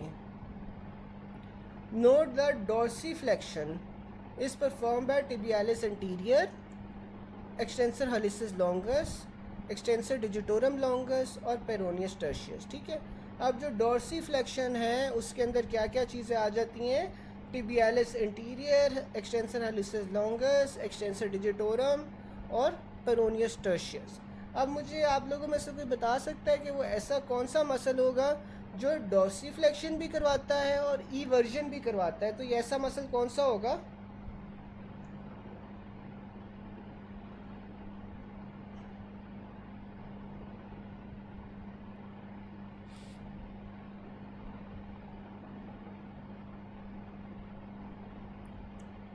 ई वर्जन मैंने कहा, इनवर्जन ही का, ई वर्जन का है बाहर की तरफ।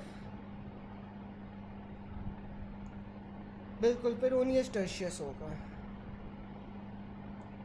ठीक है, फिर हमारे पास यही आ रहा है, if as loss of eversion as well as dorsiflexion, तो तब आपके पास फिर पेरोनियस टर्शियस आ जाएगा।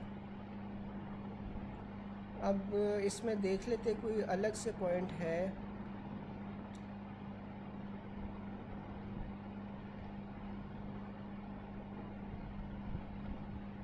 अच्छा, फिर ना वो ये कह रहा है कि आप लोगों को पता है कि जो इन्वर्जन है और ई वर्जन है वो सब टेलर जॉइंट के ऊपर हो रहे होते हैं, एंकल जॉइंट पे नहीं होते। पहला पॉइंट कौन सा?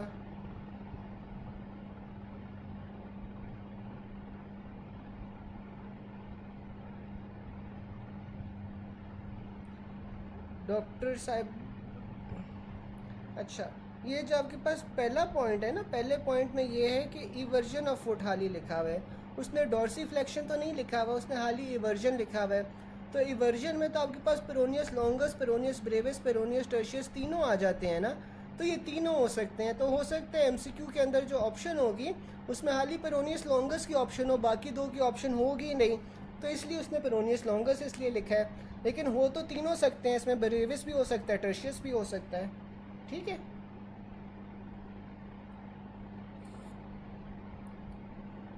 अच्छा, फिर है आगे आ जाता है कि एक्सटेंसिव ई वर्जन। तो एक्सटेंसिव ई वर्जन है तो आपके पास कौन सा लिगामेंट डैमेज हो रहा है? Deltoid ligament. अब ये डेल्टॉइड लिगामेंट फिर आपके पास कहाँ होना चाहिए? मीडियली होना चाहिए या लैटरली होना चाहिए? कोई बता सकता है?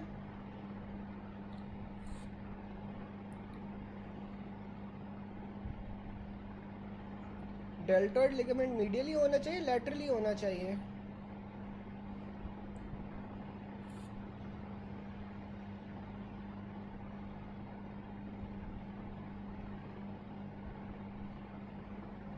नहीं नहीं, डेल्टॉइड लिगामेंट आपके पास मीडियली होना चाहिए ना।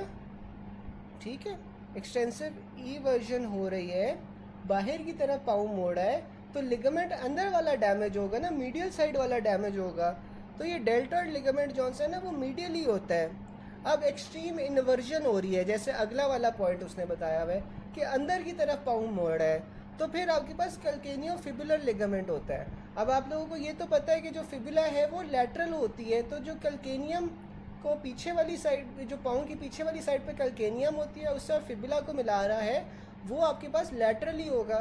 तो जब इनवर्जन होगी तो इनवर्जन के अंदर आपके पास लैटरल वाला डैमेज होगा जो कि कैल्केनियो फिबुलर हो गया, और एक्सटेंसिव ई वर्जन के अंदर अगर बाहर की तरफ पाँव मोड़ा है तो अंदर वाला लिगामेंट डेल्टॉइड लिगामेंट डैमेज होगा। जो लैटरली कह रहे थे उन्हें समझ आ गई वाली बात?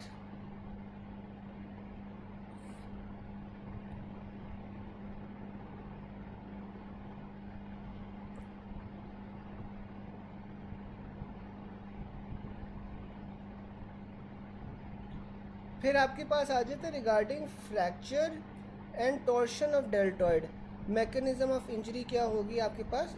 इन ई वर्जन होगी। ठीक है, अब वही बात आ गई थी, जो डेल्टॉइड था वो मीडियली प्रेजेंट था, तो वो जब ई वर्जन हो रही होती है तो तब आपके पास फिर डेल्टॉइड लिगामेंट जो है ना वो डैमेज होता है। फिर patient can't move sole of foot medially, which वो ग्रुप ऑफ मसल, तो आपके पास ये टिबियालिस इंटीरियर और टिबियालिस पोस्टीरियर आ जाता है, ठीक है, जो कि आपके पास क्या करवा रहे थे, इन्वर्जन करवा रहे थे। Muscle which dorsiflexion of foot at ankle joint, तो ये आपके पास टिबियालिस इंटीरियर हो जाएगा। फिर आपके पास आगे आ जाता है common peroneal nerve damage which action is affected, तो आपके पास वो ई वर्जन होता है। अब कॉमन पेरोनियल नर्व का आपके पास निमोनिक क्या है, पीईडी, तो पेड में पेरोनियल ईवर्ड्स और डॉर्सीफ्लेक्सेस। इफ़ इंजर्ड, तो ये आपके पास फुट ड्रॉप हो जाएगा। डॉर्सीफ्लेक्शन का क्या मतलब था कि टोज पॉइंटिंग अपवर्ड्स, तो जब आपके पास फिर ये कॉमन पेरोनियल डैमेज हो जाएगी तो फिर फुट ड्रॉप हो जाएगा। अब जो टिबियल नर्व है, टिबियल नर्व का क्या काम होता है, इन्वर्ट करती है और प्लांटर फ्लेक्स करती है। प्लांटर फ्लेक्स का क्या मतलब है कि टोज पॉइंटिंग डाउनवर्ड्स। तो अगर आपके पास टिबियल नर्व इंजर हो जाएगी तो the patient is unable to stand on tip of toes, ठीक है। ये सारा का सारा नीचे एमसीक्यूज वही हैं, आप लोग एक सेकंड पढ़ लो। अगर कोई एमसीक्यू नहीं समझ आता या कोई चीज़ एक्सप्लेन करने वाली है तो आप मुझे बताओ, 1 मिनट लेके आप ये एमसीक्यूज पढ़ो और देखो कोई चीज़ नहीं समझ आ रही तो।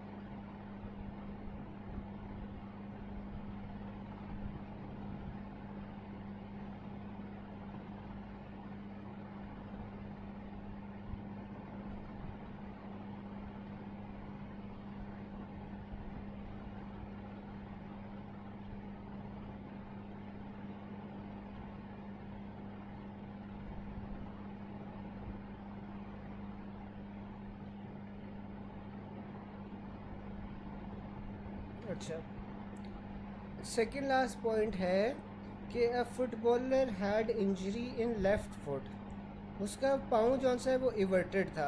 अगर पाँव इवर्टेड होगा तो इसका क्या मतलब है कि इन्वर्जन वाला जो सा है वो मसला चल रहा है। और इन्वर्जन आपके पास कौन सी नर्व करवा रही थी, इन्वर्जन आपके पास करवा रही थी टिबियल नर्व, ठीक है। तो इसका मतलब है कि टिबियल नर्व का मसला है। On examination found that he has lateral malleolar fracture, साथ में लैटरल मैलियोलस का फ्रैक्चर है। What other finding should be present in this case, तो आपके पास वो लॉस ऑफ डॉर्सीफ्लेक्शन, एक सेकंड,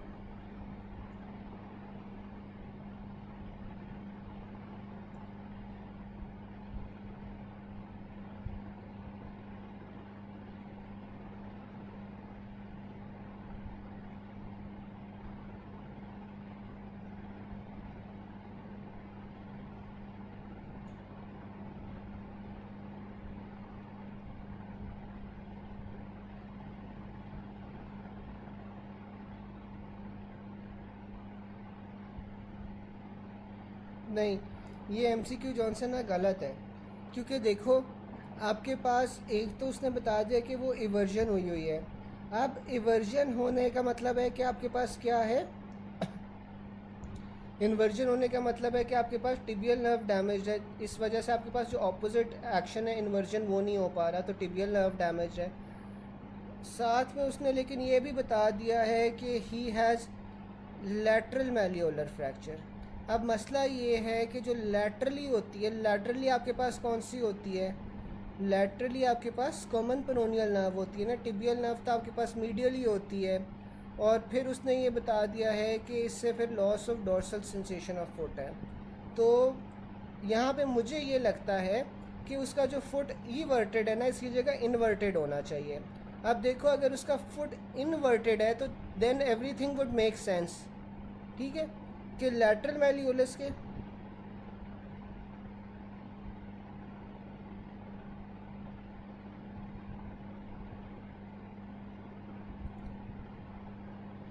हाँ, तो वो तो सही है ना, ऊपर वाले पॉइंट में तो सही है कि अगर आपके पास डॉर्सम ऑफ फुट की सेंसेशन लॉस हो रही है तो कॉमन पेरोनियल ही होना चाहिए। लेकिन यहाँ पे थोड़ा सा सिनेरियो जो है ना वो डिफरेंट है। यहाँ पे आपके पास डिफरेंट कैसे है कि यहाँ पे उसने ई वर्जन बताया हुआ है, ई वर्टेड नहीं होना चाहिए, इनवर्टेड अगर होता ना तो फिर आपके पास यही चीज़ बनती। ठीक है, सारों को ये वाली बात समझ आई जो मैं बताना चाह रहा हूँ?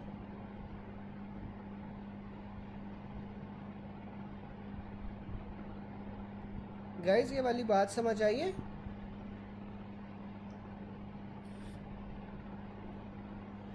ये स्टेटमेंट में ना थोड़ा सा मसला है, ये फुट इनवर्जन होना चाहिए। डॉक्टर अल्फ़ा आपको समझ आई? डॉक्टर अमारा आपको समझ आई है?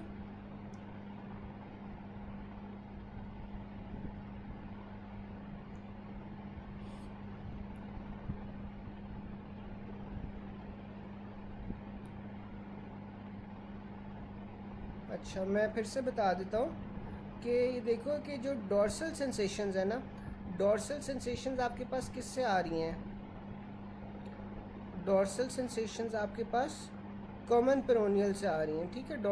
डॉर्सीफ्लेक्स आपके पास कॉमन पेरोनियल का है, डॉर्सल सेंसेशंस भी आपके पास कॉमन पेरोनियल से आ रही हैं। हाँ, लैटरल मैलियोलस पे कॉमन पेरोनियल होती है ना, लेकिन उसने सिनेरियो गलत दिया हुआ है डॉक्टर जवेरिया, उसने सिनेरियो गलत दिया हुआ है।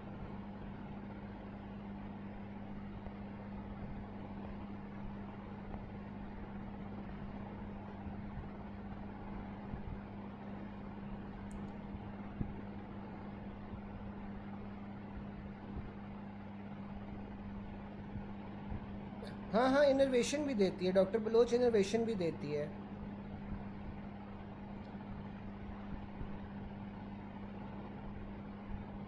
ठीक है, तो उसने वो सिनेरियो गलत दिया हुआ है बेसिकली। लैटरल मैलियोलस से तो बिल्कुल आपके पास जौन सी है वो कॉमन पेरोनियल गुजरेगी, लेकिन यहाँ पे ई वर्जन नहीं होना चाहिए, यहाँ पे इन वर्जन होना चाहिए।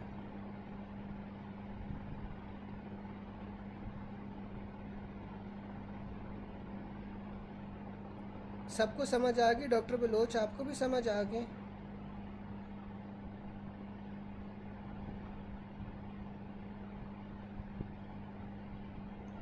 इस तरह है डॉक्टर मोहम्मद के ना, देखें परमानेंट इवर्जन या डॉर्सीफ्लेक्शन कब होती है? जब आपके पास ना, अब ये देखो कि आपके पास जो कॉमन पेरोनियल है ना, कॉमन पेरोनियल इवर्जन और डॉर्सीफ्लेक्शन करवाती है, ठीक है। लेकिन अगर कॉमन पेरोनियल इंजर हो जाएगी ना तो फिर टिबियल नर्व का जो फंक्शन है वो डोमिनेट करेगा। टिबियल नर्व क्या करवाती है? इनर्वेटर और प्लांटर फ्लेक्शन। तो उसी तरह आपका पाँव रहेगा। दूसरी जो अपोजिट एक्शन होता है ना, जो कॉमन पेरोनियल वाला होता है, वो हो ही नहीं पाता, ठीक है।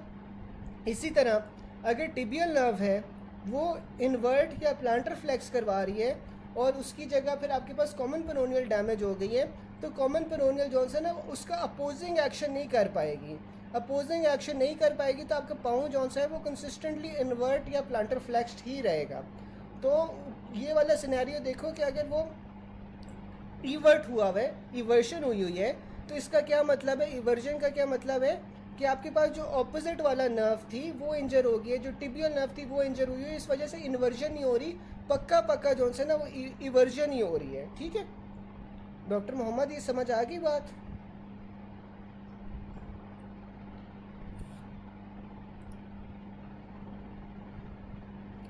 फिर आपके पास आ जाता है 25 year old sphincter developed acute leg pain while running the next day he noticed ecchymosis around ankle. ठीक है, अब ये यार 2 पॉइंट्स हैं कि पेशेंट अगर कैन स्टैंड ऑन टोज लेकिन पेनफुल है तो इसमें आपके पास प्लांटारिस टेंडन का रप्चर है। अगर आपके पास patient can't stand on toes तो फिर अकीलीज टेंडन का रप्चर है। ठीक है, अगर वो टोज पे खड़ा हो पाता है लेकिन वो पेनफुल है तो प्लांटारिस टेंडन, अगर वो टोज पे खड़ा ही नहीं हो पा रहा तो फिर आपके पास अकीलीज टेंडन का रप्चर है। फिर आपके पास आ रहा है pain in left calf on walking, relieve by rest, involves which of the following, तो वो पोप्लिटियल आर्टरी होगी। ठीक है, एक सेकेंड यार मुझे देखने तो रहता कितना है।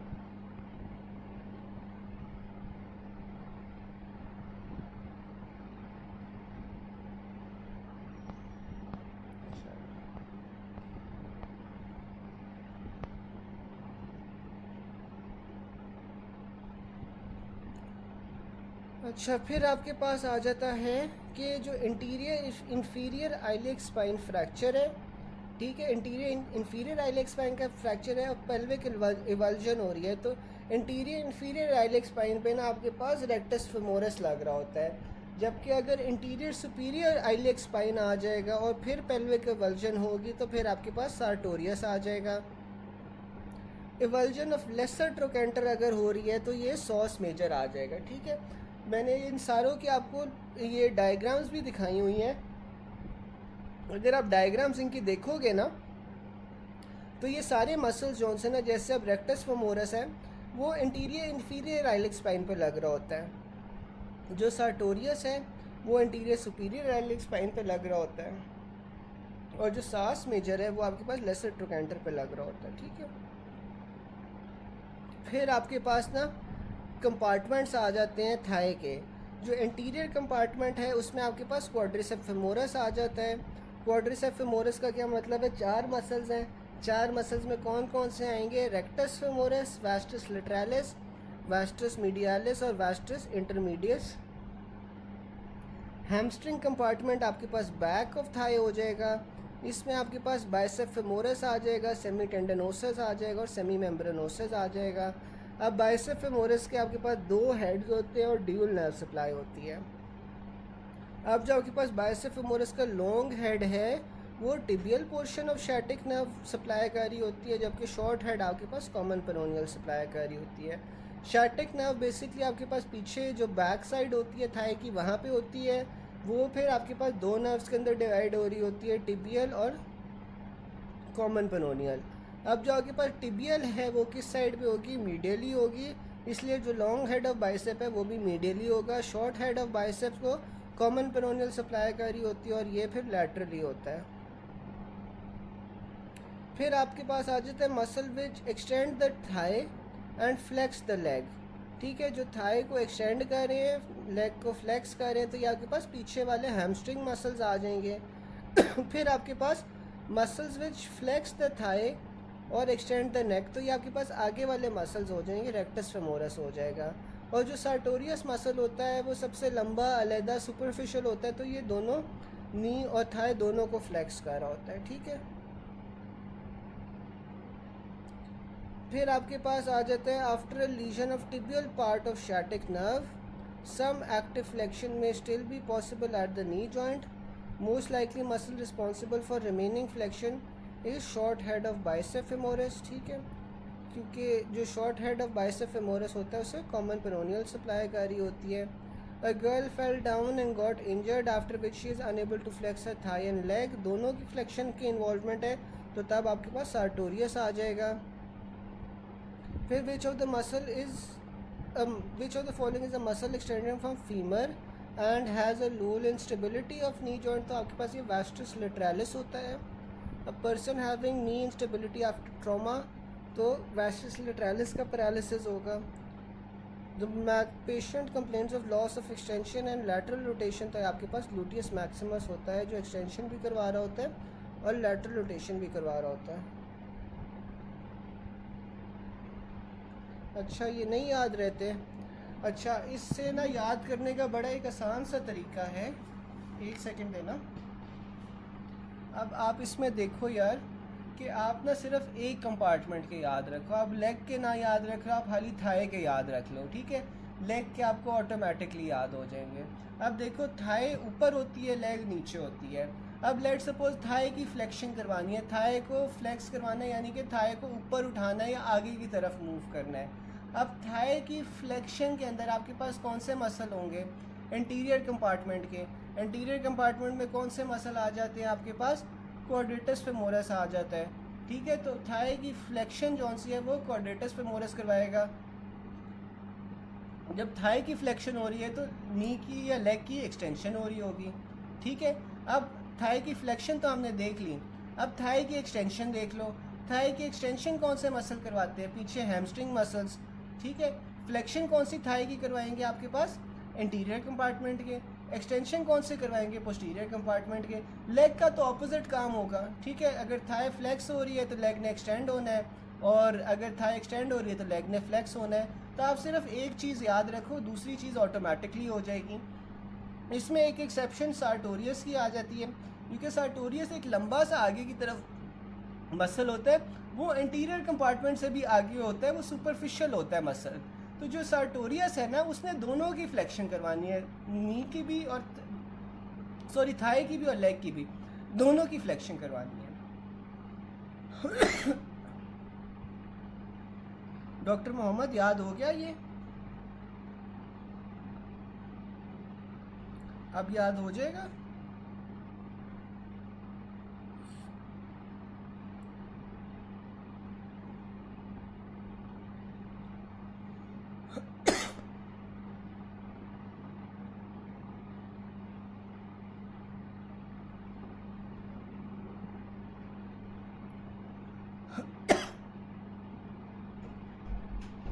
अच्छा, अगर आप वास्टस लेटरालिस को देखोगे ना, तो वास्टस लेटरालिस जौन सा है ना, वो इंट्रा कैप्सुलर होता है, यानी कैप्सूल के अंदर जाके उसकी एक्सर्शन होती है, वो इंसर्शन होती है, ठीक है।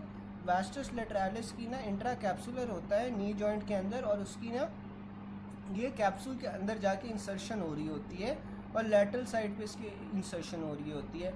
इस वजह से ना ये स्टेबिलिटी प्रोवाइड कर रहा होता है नी जॉइंट को, ठीक है।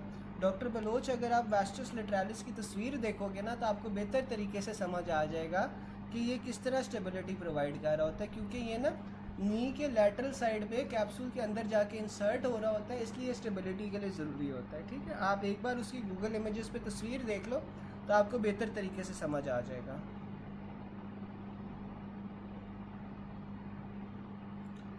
फिर आपके पास आ जाता है the muscle that transverses shoulder joint capsule. तो शोल्डर जॉइंट कैप्सूल के अंदर आपके पास लॉन्ग हेड ऑफ बाइसेप आ जाता है।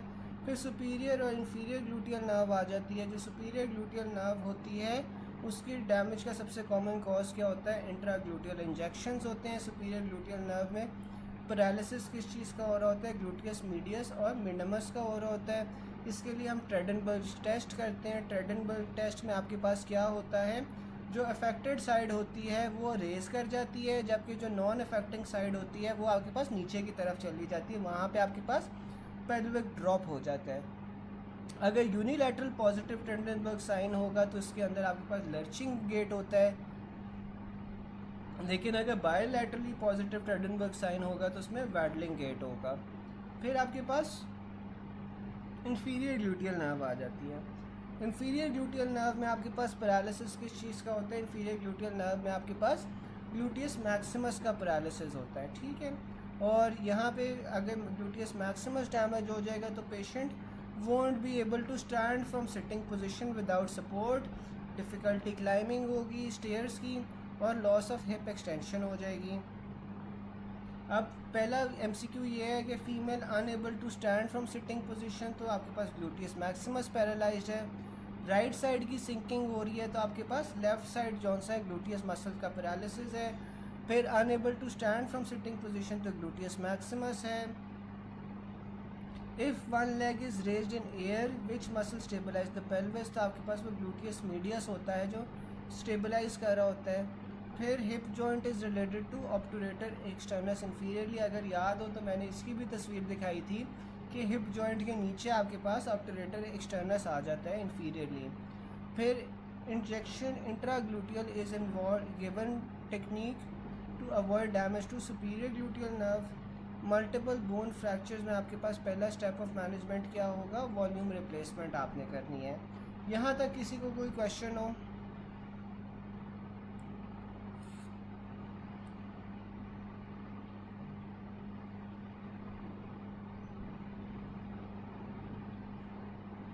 यहाँ तक क्या किसी को कोई क्वेश्चन हो या कोई चीज़ ना समझ आई हो?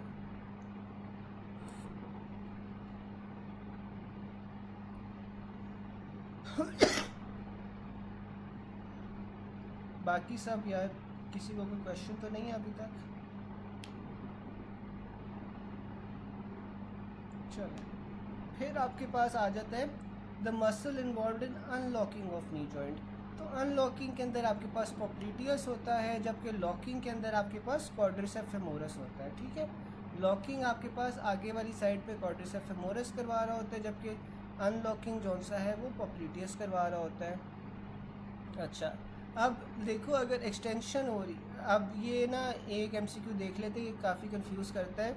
The process of unlocking the fully extended knee in preparation of flexion requires initial contraction of which of the following. तो ये आपके पास पोप्लिटियल मसल होगा। अब देखो जब पूरी तरह एक्सटेंशन होगी तो नी लॉक्ड होगी, और नी लॉकिंग आपके पास क्वाड्रिसेप्स फेमोरस करवा रहा होता है। लेकिन जब आपके पास एक्सटेंशन से फ्लेक्शन हो रही है तो तब अनलॉकिंग की ज़रूरत है ताकि फ्लेक्शन हो पाए। तो ये जो अनलॉकिंग है ये आपके पास कौन सा करवा रहा होता है, पोप्लिटियस करवा रहा होता है। और एक और बात कि जो पोप्लिटियस होता है ना, इसका जो टेंडन होता है वो आपके पास इंट्रा आर्टिकुलर होता है। ठीक है, इंट्रा आर्टिकुलर टेंडन आपके पास पोप्लिटियस का होता है। फिर आपके पास आ जाता है most common fracture of bone after 60 years.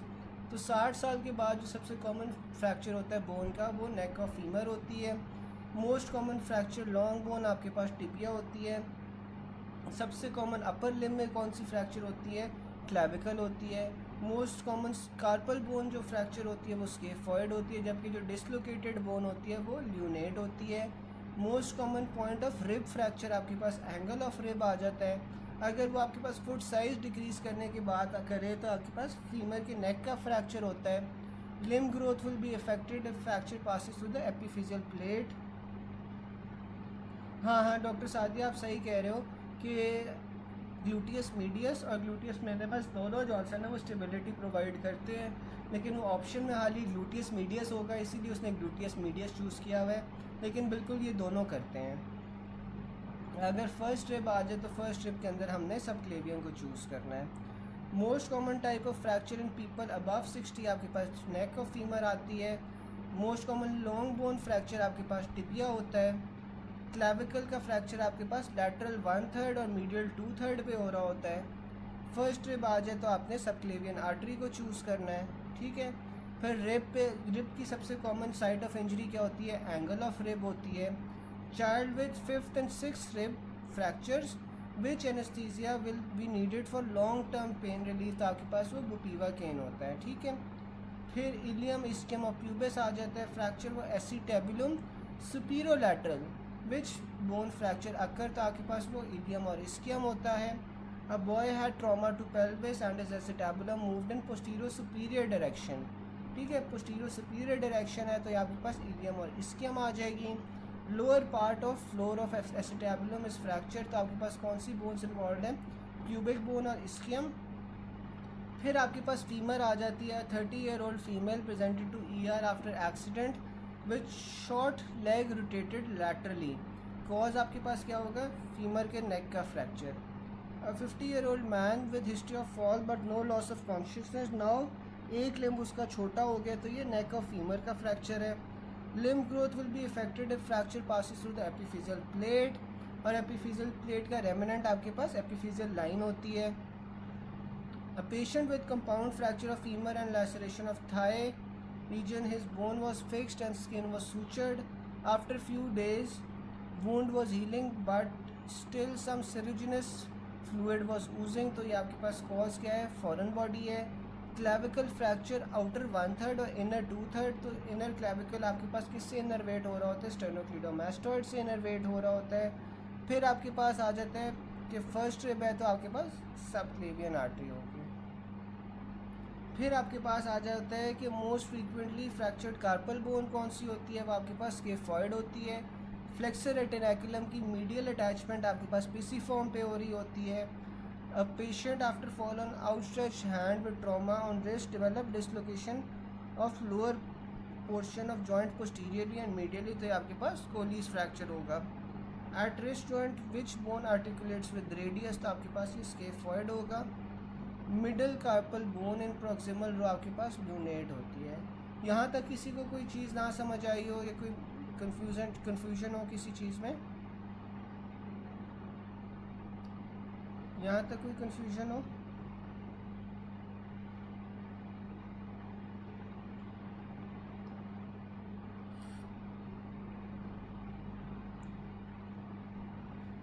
फिर आगे आपके पास आ जाता है female presents with arterial disease. Examination पे आपको पल्सेटाइल मास मिलता है एब्डोमेन में। इस नोटेड साइट ऑफ ओरिजिन क्या होती है, L1 से L3। Visible intercostal pulsations, notching of ribs on x ray, तो ये आपके पास क्या है, post ductal coarctation of aorta होती है, जिसमें आपको रेडियो फेमोरल डिले भी मिलता है। पुडेंडल नर्व की रूट वैल्यू आपके पास S2 S3 S4 आ जाती है। ग्रेटर ऑरिकुलर नर्व आपके पास कान के आगे वाले हिस्से को सप्लाई करती है।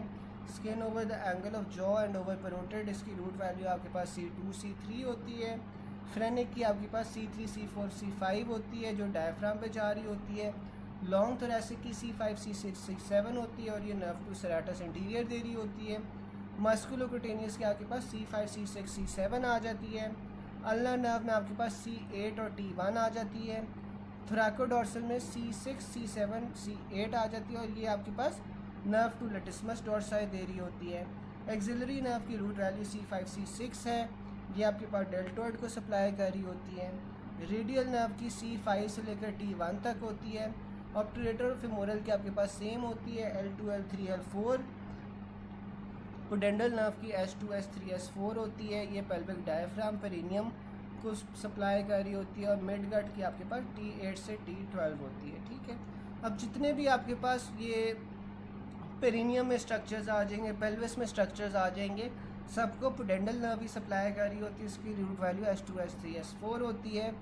L2 L3 L4 आपके पास ऑब्टुरेटर और फेमोरल दोनों की आ जाती है,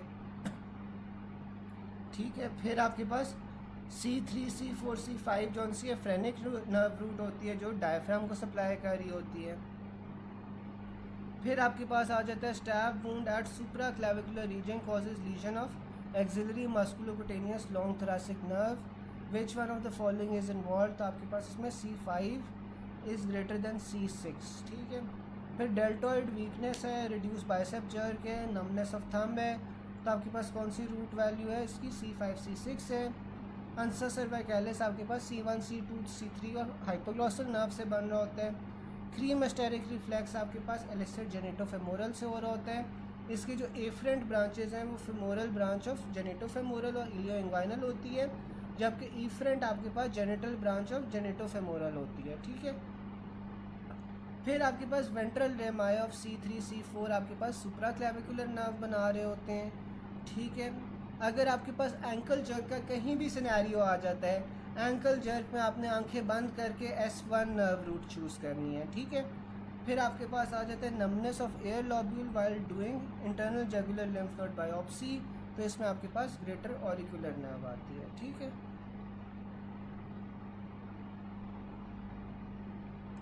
अच्छा गाइज, ये एक आखिरी पॉइंट और MCQs जॉनसन है वो आप लोगों ने आज खुद करने हैं, ठीक है। ये लास्ट वाला पॉइंट और MCQs आप लोगों ने खुद करने हैं। जो चीज़ नहीं समझ आएगी वो आपने मेरे से पूछ लेना है, क्योंकि 9-10 बजे जौन सा है ना, फिर वो माइनर्स वाली क्लास जौन सी है वो शुरू हो जाती है, तो फिर सारे स्टूडेंट्स वहाँ पे जाना होता है स्टूडेंट्स को, ठीक है। तो यहाँ से आगे ना जो 475 पॉइंट है एक ये आपने करना है, और MCQ जौन से ना फेब अटैम्प्ट वाले आप लोगों ने करने हैं। अगर किसी को नहीं कुछ समझ आ रहा है तो मैं अवेलेबल हूँ, आप लोगों ने ग्रुप पे या मुझे पर्सनली मैसेज कर लो, जिस तरह आप कंफर्टेबल हो आप लोग पूछ लेना, ठीक है। चलो, अल्लाह हाफिज़।